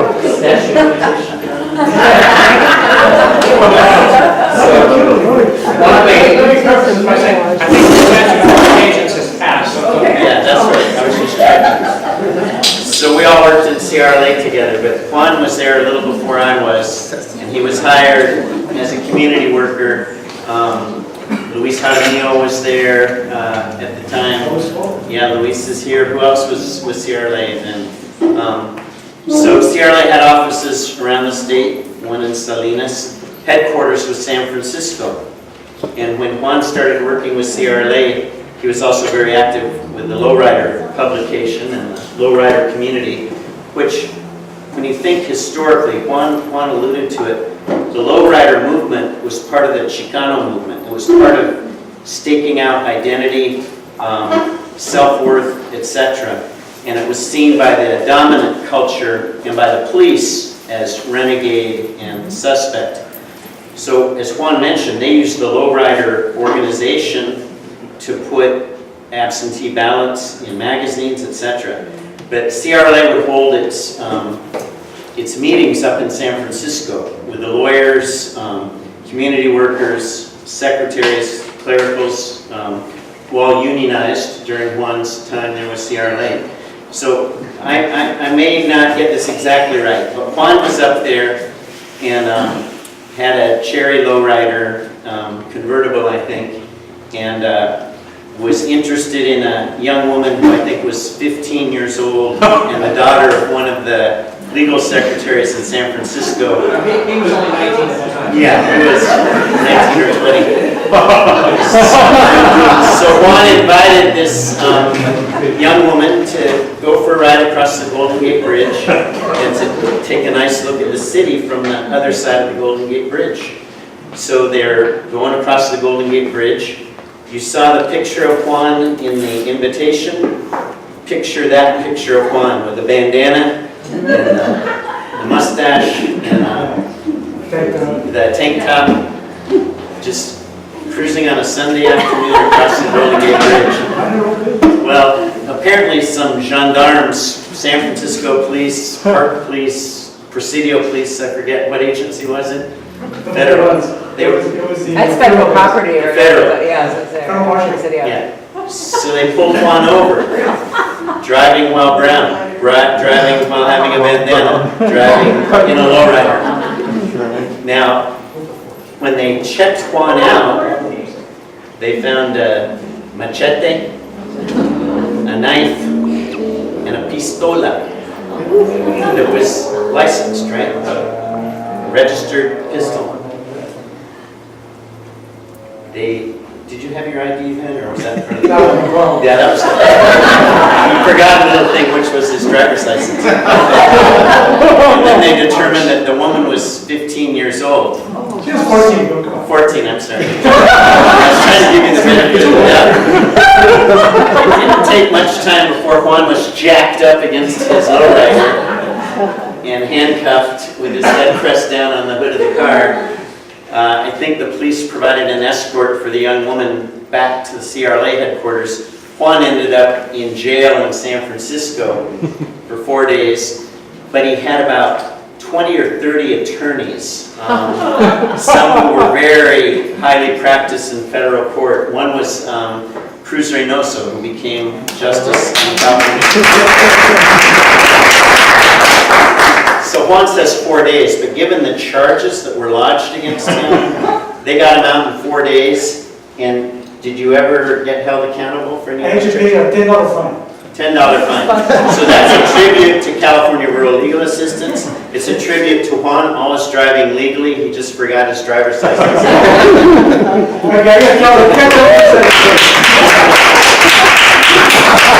he said was true. First of all, what he said was true. So let me just tell you how true it is. CRLA secretaries were on strike. I was the president of the Community Workers Union statewide. We supported the strike. So we took secretaries up there, my secretary and Fanny Toner, and then her daughter, which is 14, and 3 other women in my car. Then we had 2 other cars that went up there, and then they went in from all over the state, went to San Francisco main office. Ladies took care of business, and some of us went to go eat. I told his daughter, hey, you ever seen the Golden Gate Bridge? No, let's go see the Golden Gate Bridge. 1976, 77 or so?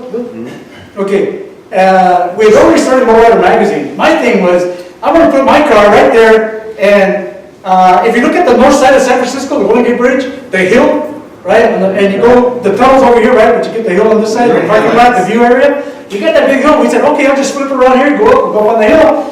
Put my car there with San Francisco and the bridge in the background. So it was going to be a Royal magazine. I figured, centerfold.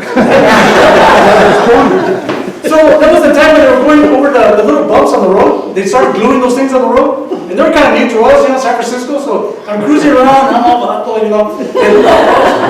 Describe the car you were driving. I'm making a turn, right? And you're going this way, up like this, to get to where I want to get to. A guy sitting in the cul-de-sac, the federal marshal, sees me going by, or a little lowrider Monte Carlo I have, comes up behind me, waits, follow me around, and then he throws on the lights, right when they knew that the other guy, federal marshal, was coming the other way. So he bounced me in, he pulled me over, right where I thought would be a great picture with San Francisco in the background. Hey, what's your ID? Oh, shoot, start sweating, right? Got no ID. Look at my glove box. Well, there's a paint tools in there. Just started working with CRLA 76. Finally had insurance in my life. We were able to pull out my boulders, right? Got insurance, right? Hey, it costs money. So I pulled out my boulders. I had barbiturates in the car. It's illegal, okay? Barbiturates. I had my dagger. About that long. Come on, little dagger. Bill, come on. Sorry. It wasn't like that. So it was embarrassed. And Monte Carlo had that strap. It's got that little thing here. You got that strap and put it down. So put it up and your pockets on the side. Well, the cop comes on this side, looks up and says, like that to the guy over here. He looks up and there's my dagger. I get out of the car. I get out. Get over here. They found weapons. It was a dangerous situation. Got me all like this, right? You know, let's see. And you had the pistol to protect the young woman in the car, right? Protect me. So what happens, they start looking at the car, they pull out the gun. Gun's not loaded because it's not supposed to be. I had 2 clips, fully loaded in case I needed them, and they were in the pocket, separated from the gun, the way you're supposed to be trained to do, and licensed and all that. I was in the Juvenile Justice Commission, so I was involved with a lot of youth activity, anti-gang, anti-drug stuff at the time. And so I was in that environment, and they pulled me over, hauled me in. It was Good Friday. Good Friday, guess what? 12 o'clock, everybody goes home. Even the federal judges, federal magistrates, all go home. I try to call people, we call Willie Brown. He's not answering through this Richie Ross, a good friend of mine who's working with Willie Brown. We call Art Agnews, who worked on his campaign, and Art Agnews wasn't available. His staff calls other judges. They're calling Crucial, they're calling all kinds of people trying to get me out of jail. Because it was just a misunderstanding. I could prove who I am. Okay, dagger, gun, drugs, 14-year-old girl, and felony with auto theft, right? Because I can prove it was my car. 5 felonies. I got out of the $10 fine for going over the bump.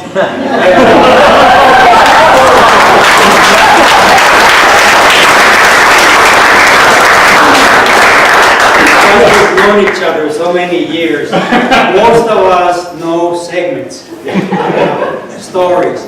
Isn't it wonderful that we can complete the loop? That's right. Yes. Thank you for sharing. Thank you, Will. San Francisco jail, you don't want to do that, okay? San Francisco jail is the worst place.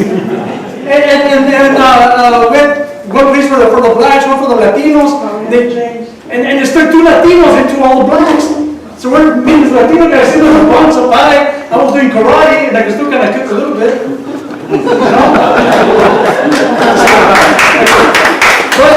But that's what we were doing. So we were sparring inside this thing and the blacks were all looking at us. And we're like, this stuff. And we were doing this, taekwondo. And but it controlled the atmosphere. The guys at CRLA were bringing in, hey, what can we do for you? What can we do? Bring me salt. Salt, you want salt? Well, you ever been in jail? Yeah, they don't have. Bland. If you have salt, you're the king of the place, right? Because all the food tastes like something. You got a little salt, you can sprinkle. It's that precious, okay? So don't go to jail. It's not good. Okay, let's go to jail. Bring salt. Anybody else? Life's too short for cheap salt.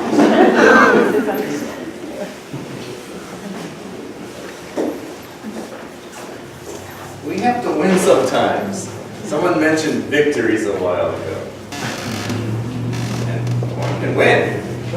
Now, in the Pesticide Coalition, it's really pressing to me. And you just look around, you see the evidence. Like the doctors is like, yeah, people are coming to the hospital.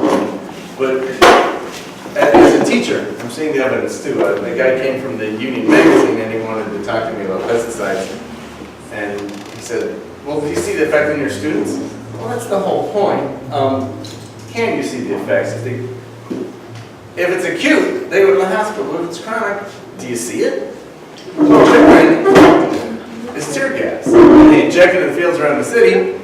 So I asked my kids in class, they were just laying out, how many of you have a cough today? Was it microbial? Was it tear gas? You don't know. Wait, how many what? How many of you have a cough today? If they're injecting tear gas into the fields around the city, how many of you have a cough? And I was just with a union worker, a CTA worker today in the car, and she's saying, oh yeah, the kids used to go out, they'd be spraying the fields, they wouldn't even make the sprinklers that were spraying poison, not spray the school as they went into a circle. And the kids would run out and they'd gather it on their hands. My comadre lives within a half mile of the fields, or lived when she gave birth to 3 children. Special needs children. One has an L2 defect, other 2 are on the autism spectrum. What's going on here? Little girl in my class right now is living with cancer. Now Juan is one of the people who got us those little signs on the field that say, don't come into this field.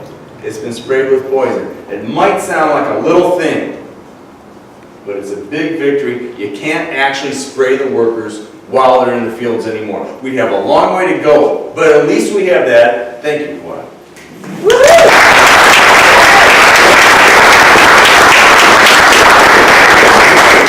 Juan, who took credit for it? Wow. Yeah. You guys. Richard Nutter. Oh, Richard Nutter. Tell that story. Okay, just really quick. On the story there, when after 21 years of the Ag Commissioner retiring, fighting us for year and year and year, and Bill and lawyers and everybody, legislators, pushing the other way, pushing back, finally decided guy's going to retire, and the newspaper article says, hey, tell us a few things about what's so great about what you think were great accomplishments. He mentioned 2 things. One was the building on Abbott Street. Brand new building. It's our money, right? So he took credit for us. Thank you very much. And secondly was the pesticide posting signs that he took credit for. He's going around the nation now talking about how well organized and the safety programs we have in this county because of all of us here. So he's taking credit for that. Thank you very much. Yeah.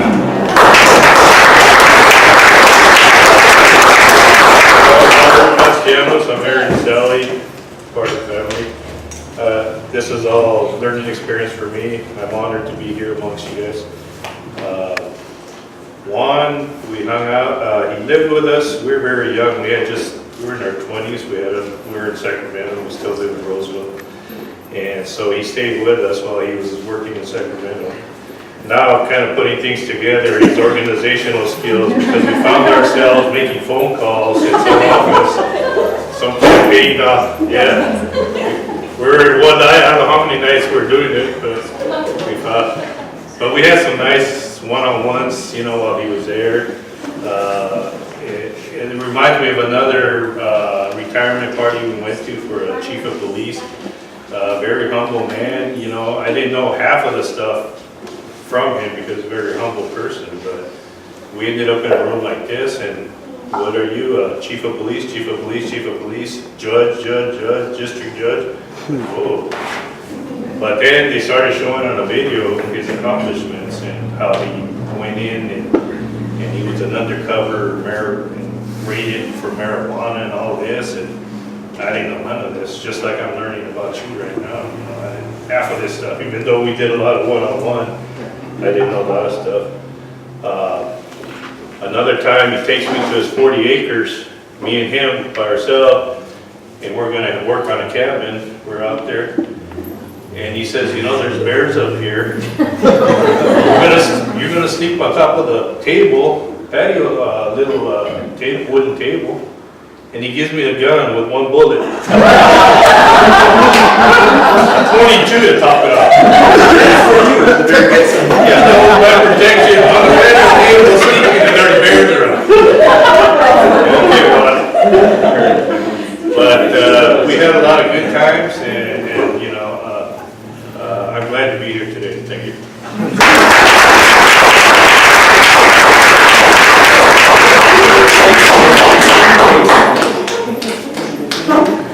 Well, I'm going to say a few words, and then I'm going to invite Margaret Rebecca to say a few more words.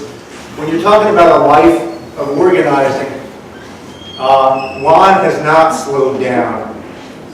Some of you know that we've had major victories in this region in the battle against the oil companies polluting our water, polluting our air. We passed Measure Z in 2016. Spent 18 without the connections that Juan had in South County, it could not have been done. Juan's spirit throughout this whole thing, constantly saying, this is about justice. They wouldn't, you know, why do they allow people to pump contaminated water to the aquifers? Only because these are Latino communities down here.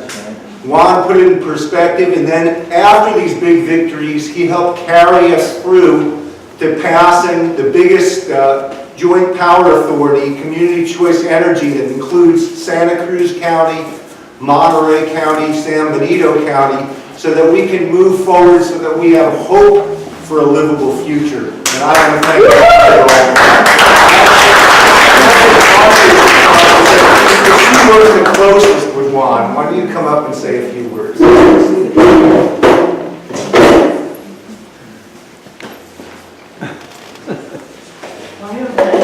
Funny story. It doesn't have to be funny, it just has to be inspiring.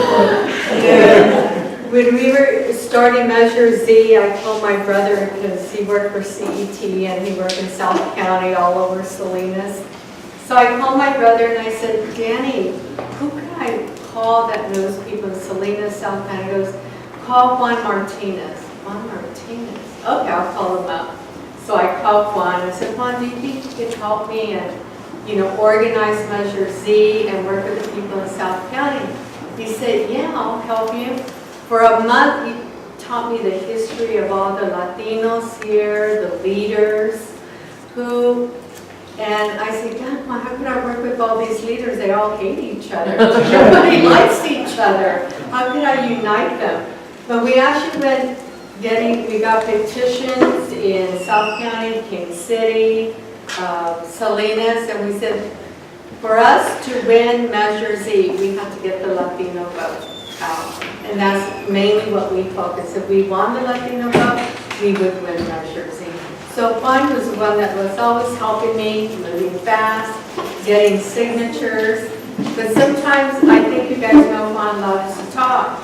So Juan, how many signatures you get? 7. What were you doing? Juan!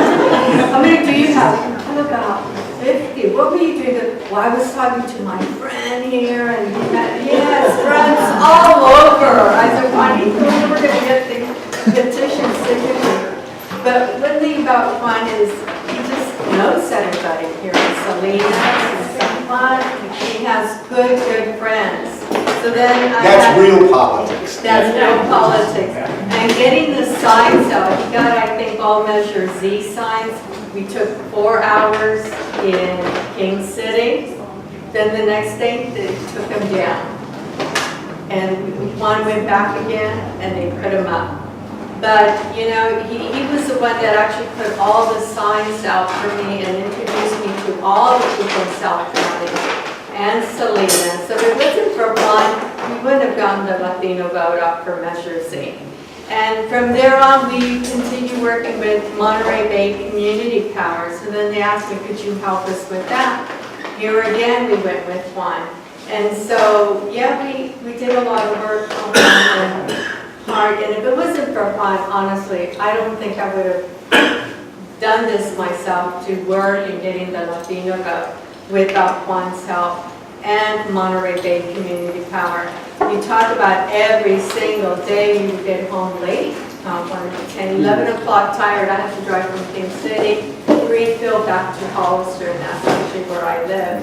But I just want to say thank you, Juan. If it wasn't for you, there's no way I would have known all these people in South County and Salinas without your help. 2 victories that a big part of Juan.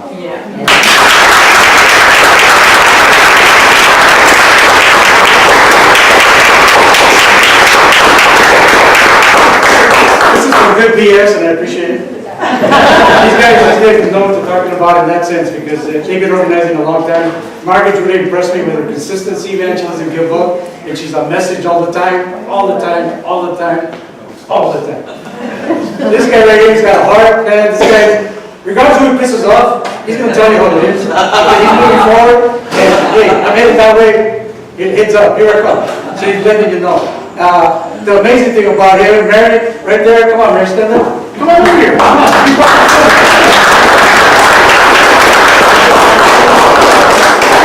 Okay, so these three right here really kind of involved me with the Measure Z, you know, and I didn't want to work with them, to tell you the truth. All right, let's say, let me put it another way. They offered me to work with them. Mary did a number of times. And she was after me for a while. This guy here says, oh, who the hell's that guy?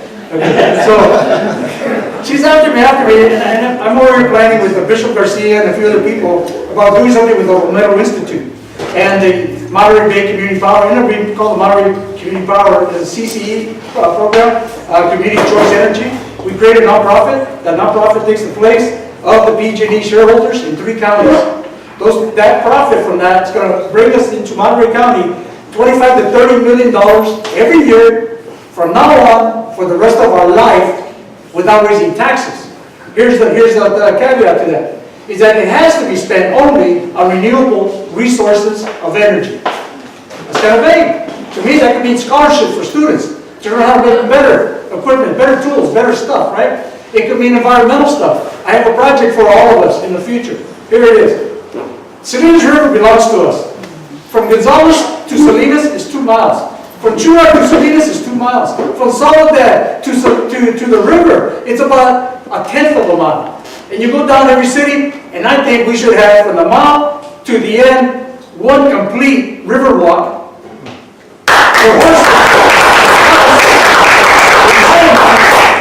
Link it in because that's our property. We have this money through Monterey Bay Community Power and CCE, which these guys all made happen, and they're looking for ideas. This is rare in our lifetime to have that kind of money, and they're saying, I need ideas, guys. I need ideas. So we have a Saloon in Gonzales. Some of you guys know the Saloon in Gonzales. We want to make a nice river walk out of that and put water in it, make a lake out of it, put trees in there.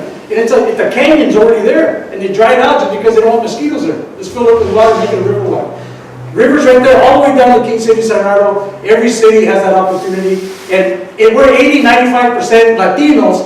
And if we want to go to the beach, in our mind, we have to go to Monterey. And the beach is right there.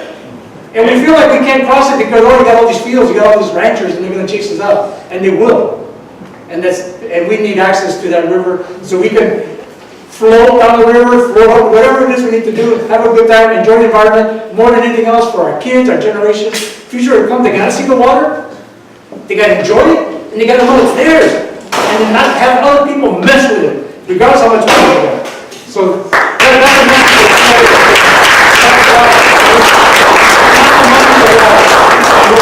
We'll call it the Juan Martinez River Walk.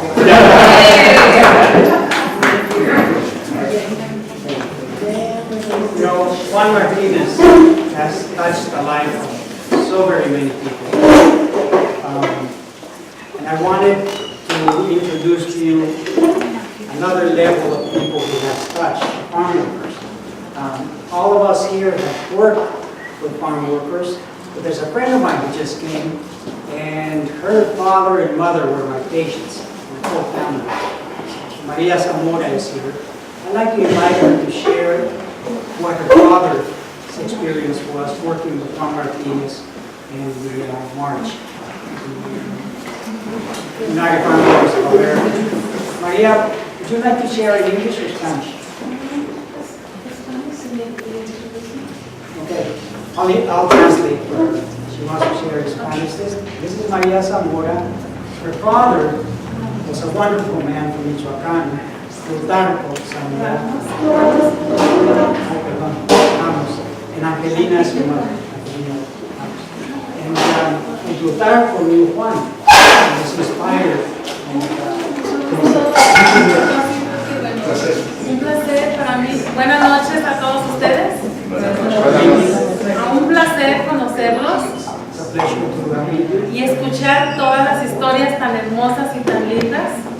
listen to all the beautiful stories. Yo estaba allá atrás, me invitó a Velasco y estaba escuchando las historias y yo quise nomás mencionar algo sobre mi papá, Plutarco Ramos. I was in the back and was invited by Velasco, and I wanted to mention some stories about my father, Juan Martinez. Ya, mi papá trabajó muchos años en el campo. My father worked many years in the fields. Y él siempre andaba en las marchas con César Chávez, siempre, y traía siempre sus banderas. He marched continuously throughout the years for the U.S. government, Cesar Chavez, and had a bunch of flags. He used to like collect flags, U.S. government flags. Y él siempre andaba así, nos decía, sí se puede y sí se puede con César Chávez, sí se puede. Y yo nomás quería dar las gracias y decir que mi padre fue un campesino y siempre dedicado a César Chávez. Y a usted, Juan Martínez, un placer conocerlo hoy día y yo pienso que sí conocí a mi papá. Y un placer ya en Gloria esté, hace 2 años se me fue. Y muchísimas gracias a todos ustedes.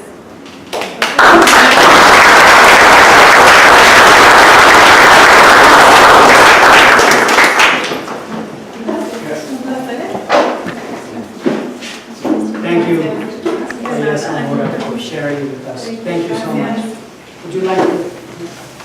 I just wanted to share something. My name is Alannah Kull, and I had the great pleasure of meeting Juan through my friend Bill Monning when I met Bill at the Steinbeck Literary Series in Santa Cruz. I expressed interest in my passion for organizing and for farm worker rights, and I think within like 48 hours he had emailed me and CC'd Juan and Gary and told me to meet them at Cesar Chavez parade here in Salinas. And so I'm based in Santa Cruz, and I just wanted to say thank you so much for all that you've blessed me with in my life. I didn't exactly know what a bracero was when I started to become friends with Juan and part of the Bracero Memorial Highway Project.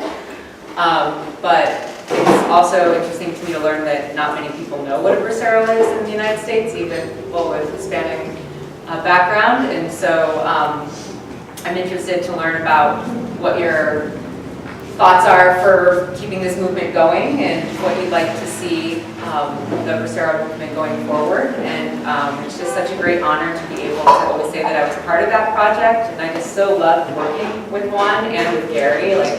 And Karen, of course, who was part of that.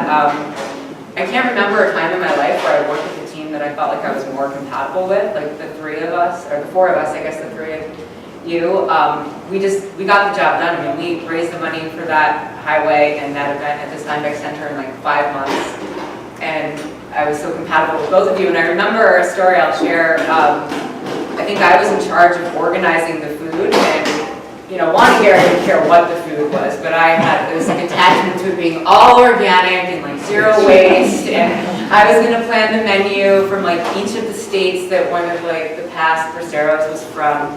I had this idea, and I hired the chef. And I remember we come for our final meeting here at Teamsters, and the chef had quit like 48 hours before the event. Like, no real reason, he just decided he had a better gig, and I was like totally panic stricken. I was like, oh my God, we have 300 people coming tomorrow, we have no food. And I'm like totally sweating, and I tell Juan and Gary, and our friend Ignacio, who's a bracero historian, was also here at that meeting, and the 3 guys, they just look at each other. And I'm like almost in tears, and they didn't say a word. They just get a head nod, And next thing I know, Juan calls somebody, and he's like, we've got a taquero coming tomorrow. And so we had food for 300 people within like 30 seconds. And that's the power of your community that you've built around you. And I see you. Thank you so much for all that you've blessed my life with, just knowing you. I'm grateful to call you a friend and a colleague. And sweet medicine to your life, Juan.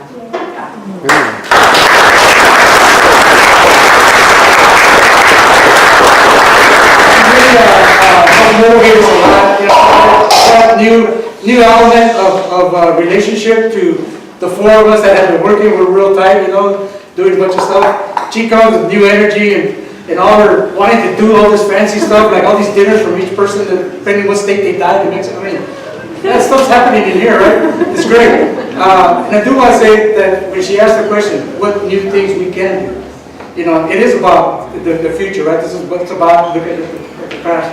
But it's about getting organized. And to me, it has to do with what are we going to do after this, right? It's not just about, you know, hanging out and doing this. We do this all the time anyway. I mean, with our families and other folks. But it's about trying to figure out what we're going to do. One of the things is the upcoming elections are really crucial and most important. And I think the water issue is a crisis in this country and the world. Have anybody looked at CNN and NBC this morning? What's happening in all over the place? Hawaii is having earthquakes. The breaking apart, all kinds of stuff's happening. The plates are shifting all over the place. Our oil is being sucked out. Our water is being sucked out. There's a vacuum going on in the planet. Have you guys ever gotten an orange and squeezed it? Oh no, get an orange, put your hand on it. You can't squeeze it. Cut it in half, squeeze everything out of it, and then see what happens. It's like a sponge, it goes, collapses, right? It collapses. That's happening in Modesto. Over 12,000 square miles, 1,200 square miles in Madera County has sunken about 6 inches already. That's in Madera County, Merced County. And that's because of the overuse of water. And this is happening throughout the world, okay? So you think we're having issues now with oil? The real one's going to be the water. Know that. It's already happening. We had it here way back a couple of 100 years ago, the water wars. It's real, and it's we all need it. So, how was la vida?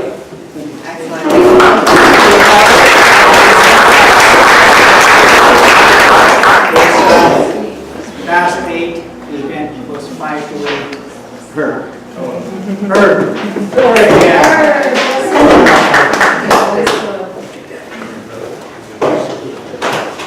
I make a motion that Antonio continue this event as long as there are stories to be told. All in favor? I'm glad Juan talked about the future because this is not a historical event. I mean, Juan wasn't an organizer from 1970 to 2000. Juan's an organizer from 1970 to 2018. And California and Monterey County is a much different place than it could have been if we weren't organizing. And especially to organize, you have to have organizers, and you have to have leaders of organizers. And in the 60s, the 70s, the 80s, California was a very different place. It was a very conservative place. And Monterey County was a very conservative place as well. And when you look at what Monterey County could have been, take a look at Texas. Yeah. I mean, the same percentage of Latinos the same percentage of Latinos are in Texas and in California. In Texas, what Texas lacks, what California has, is a leadership in the Latino community and the progressive community that has taken the cue from people like Juan. And we look at the fact that as progressive people, we're accelerating. We're accelerating. We're looking at Measure Z. We're looking at Monterey Community Power. That's not happening in a lot of the country, the rest of the country. It's happening here because we have Juan Martinez. We're here. This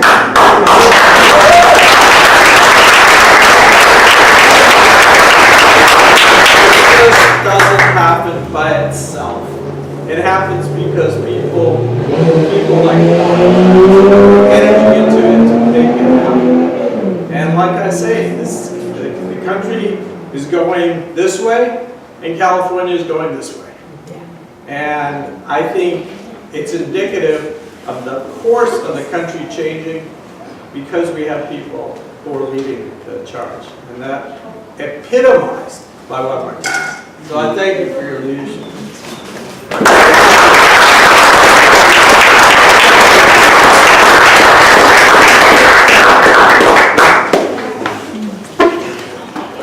Another example. Come on up. epitomizes what Juan Martinez can do. He can bring together a bunch of people when he's involved in the project.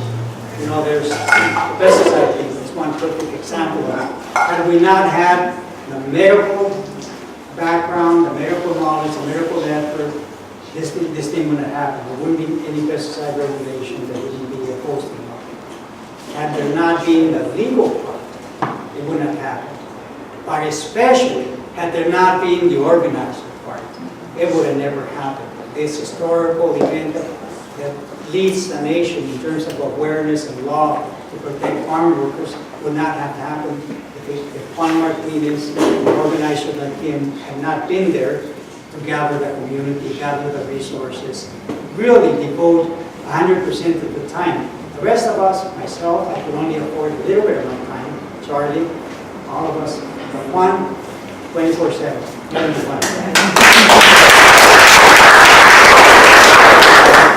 name is Horacio Mosquita, and I work with the San Gerardo Cooperative.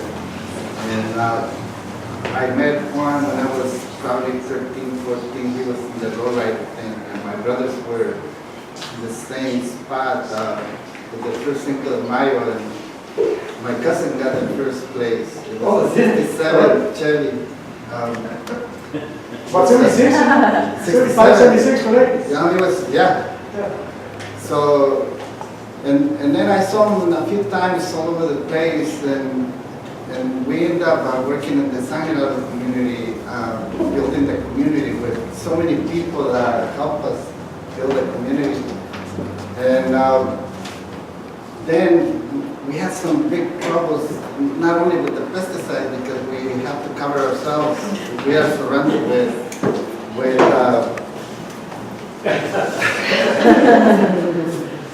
everything is field, so we have to protect ourselves from pesticides. But then in 1990, we started having problems with water. In 93, our second well got contaminated. In 2001, that was our last well. And then people start getting sick. And then one day, Juan shows up at the San Gerardo and says, hey, there's going to be elections. Can we come and do some work? I said, no, you know what? I don't believe in politicians. He says, why? Because they don't do nothing. They just, we have problems and they're not fixing it. He says, what kind of problems? We have water contamination problems and people are getting sick. Okay, let's go see all the supervisors and the assembly and let's start doing something. So I start paying attention to his ideas, and that's how I start learning about politics and how you start developing relationships, and he's my advisor. So pretty soon, because of the election that was happening, like in 6 months, we got a filtration system. It was costing $18,000 a month to the county. And then later on, we got a new system. It cost $6 million. And then we got a wastewater system. And now we're doing conservation measures. We're doing a feasibility study to do recycling water. And we also, because of him, we're doing also a study on putting solar projects in San Gerardo. So he's probably one of the guys that I know that he spends all his time just helping whoever he encounters in the streets. And so, and I wanted to check because of him, he helped us get the things that we have in San Gerardo. And I want to thank you for that.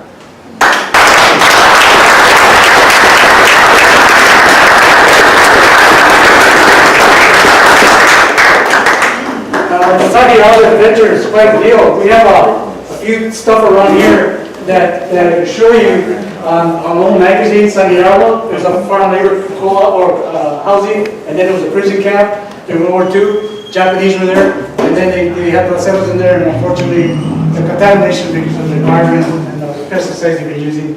These guys have been living there forever, and you know they would have to suffer consequences. These are the original families that would pick and ride. The company, 1970, 69, pick and ride goes out on strike, and the farm workers were thinking it was pick and pack. They work for a company named Take Them Back, or was it the other way around? Well, you would know. All right, so the farm workers get back to the farm labor camp, which is right there by the Gutierrez Drive-In. La Posada, it was called at the time, 1972, 74. All right, and what ends up happening, they end up getting evicted because they walked out supporting the strike, and guess what? You can't live in the housing because you're not an employee because you went on strike, right? You're not an employee, you don't belong in the house. CRA defended them as long as they could, held it out, they finally kicked them out the street. Everybody was out there, and then from there, the big push with the federal government, and Sabino, and guys like that, you know, they all remember this history as well as I do. Luis was there, all the guys have been around for a while. What ends up happening, they end up getting the large amount of money to rehab that place. We have this here as a document that Ed Moncrief had been putting together. You see Ed Moncrief's book as well. He's got a great book out. And Luis, what's the name of the book? Blackbirds and... Blackbirds, yeah. Oh, okay, good. You just said whatever he said. But Ed Moncrief has a great book, and his working with CCTDC, Central Coast Development Corporation, and their involvement here in Salinas. They were the ones that started Chispa.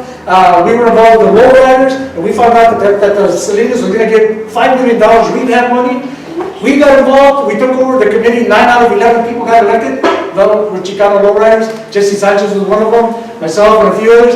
We controlled the 9 of the 5 million. We fixed up all this place. We got Cesar Chavez Park. I go down the list. We got La Paz Park. We got the shopping center on Alannah Street, aside from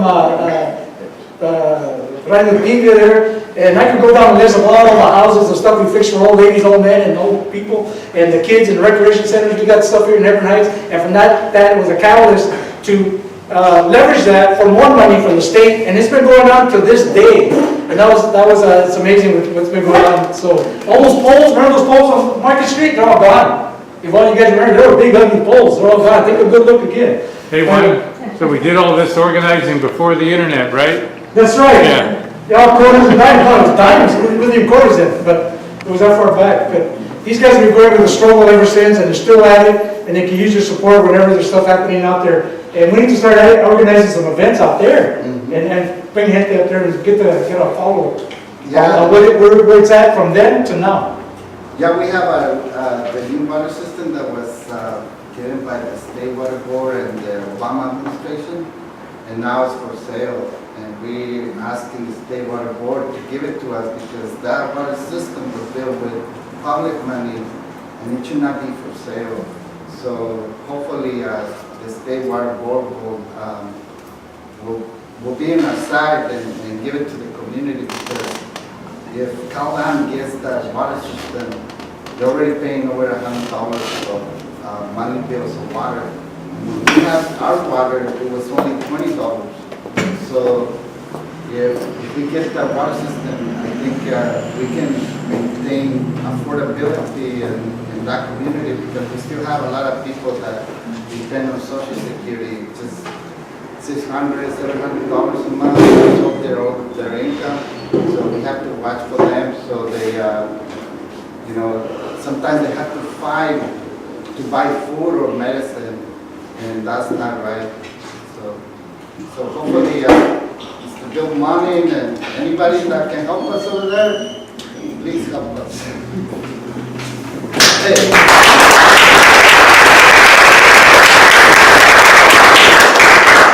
And he's still very supportive of all the stuff we're doing, and when we call on him to help us out, he brings people and stuff, so that's always good to keep organizing.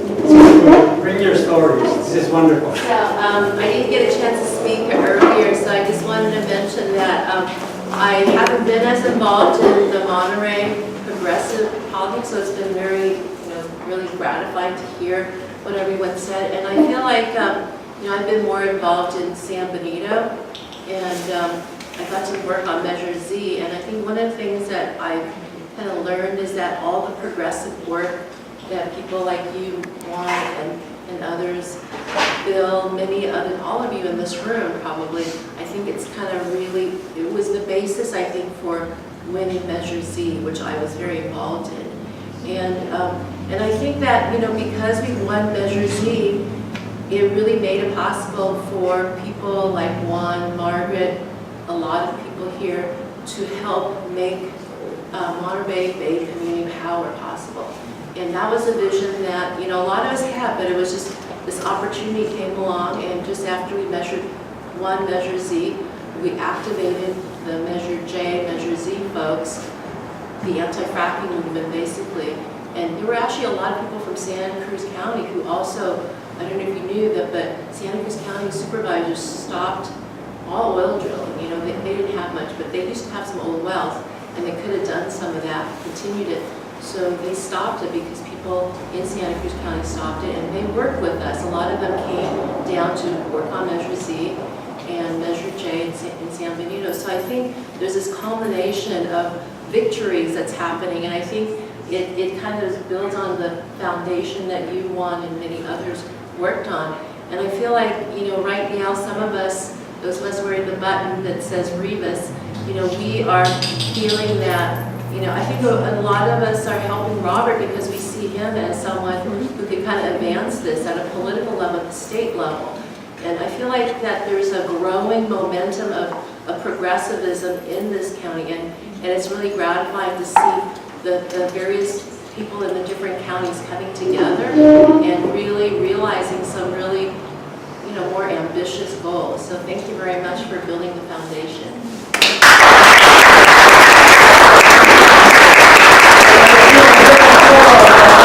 Mary, she would do that for us. Mary, could you give us an update real quick on what the status is of the lawsuit regarding Measure Z? Because we all need to know and see what we can do. Okay, well, Measure Z, you might have heard, there were 6, after we all won, in November 2016, the oil industry immediately sued. There were 6 lawsuits, so Chevron, Era Energy, owned by ExxonMobil, Shell, and Trio, royalty owners, there were 6 lawsuits. So, they were not going to allow Measure Z to go unchallenged, because this, Monterey County is actually the 4th or 5th biggest oil producing county in the state. And so we assembled, the Measure Z supporters assembled a great legal team, mostly working pro bono. There's Stanford Environmental Law Clinic, they're working pro bono, Center for Biological Diversity, they're an environmental group with a lot of attorneys. We also had a private firm, Robbins Kaplan, and the attorneys who wrote Measure Z, Schutmelhall and Weinberger, they're working for kind of a reduced rate. And so it took about a year for the trial to happen after the lawsuit started. So last November, almost a year from when we won, on the 13th, there's a 4-day trial, and in Monterey, Judge Wills presided and decided that there are 3 parts of Measure Z, those of you who were involved in the campaign. The first part was the ban on fracking and acidizing. The second was phasing out wastewater injection, where they can inject waste, millions of gallons every day. And the last part was a ban on all new wells. We were going to just freeze the footprint, which is actually, I thought, a good way to approach it, not putting them totally out of business and incur too much of a financial burden for the county because they could do takings claims. So the judge kept one part, that is the ban on fracking and acidizing, but overturned the other 2, which was very important really to protect the groundwater in the Salinas River groundwater basin. And so our group, we're very fortunate the attorneys decided to continue and help us with the appeal. So we're actually pretty confident that even though the local judge overturned 2/3, we can still prevail at either the appellate court or the state Supreme Court, which is a very progressive court. So anyone who wants to help us, our website is Protect Monterey County, and our president, Dr. Laura Solorio, was here. She might have had to leave early, but she's been a great leader and spokesperson. So thank you very much.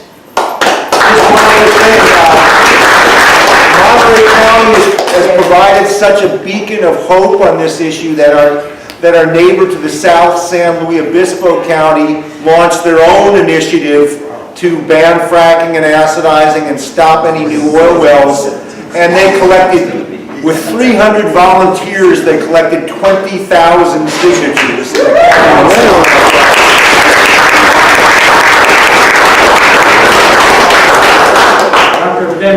I know it's getting late. I just want to thank everyone. This is a post from the Salvador Medical Relief Fund. A lot of you raised money to support my work when I was in El Salvador, working in an area that was bombed or rocked or strafed every day by U.S. supplied aircraft.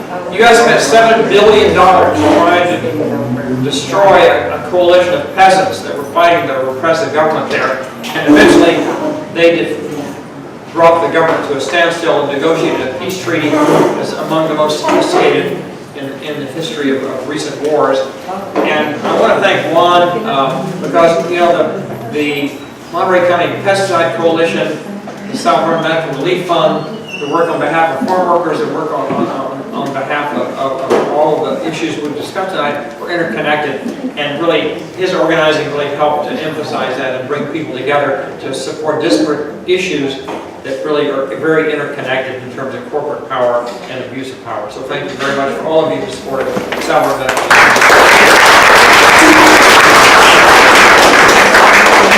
Pass the bucket around one more time.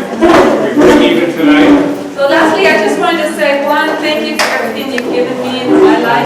You've nourished me, you've taught me a lot, but there are so many people here that all have benefited from you. And one thing that I like the most and I enjoy the most is seeing that we've always shared your knowledge, your experience, and you're willing to push other people to say, you can do better. And we all can do better. And because of that, you've given me the power to be able to speak out, help other people, and everybody else in here has given, you've given them that same strength and encouragement. And I want to thank you.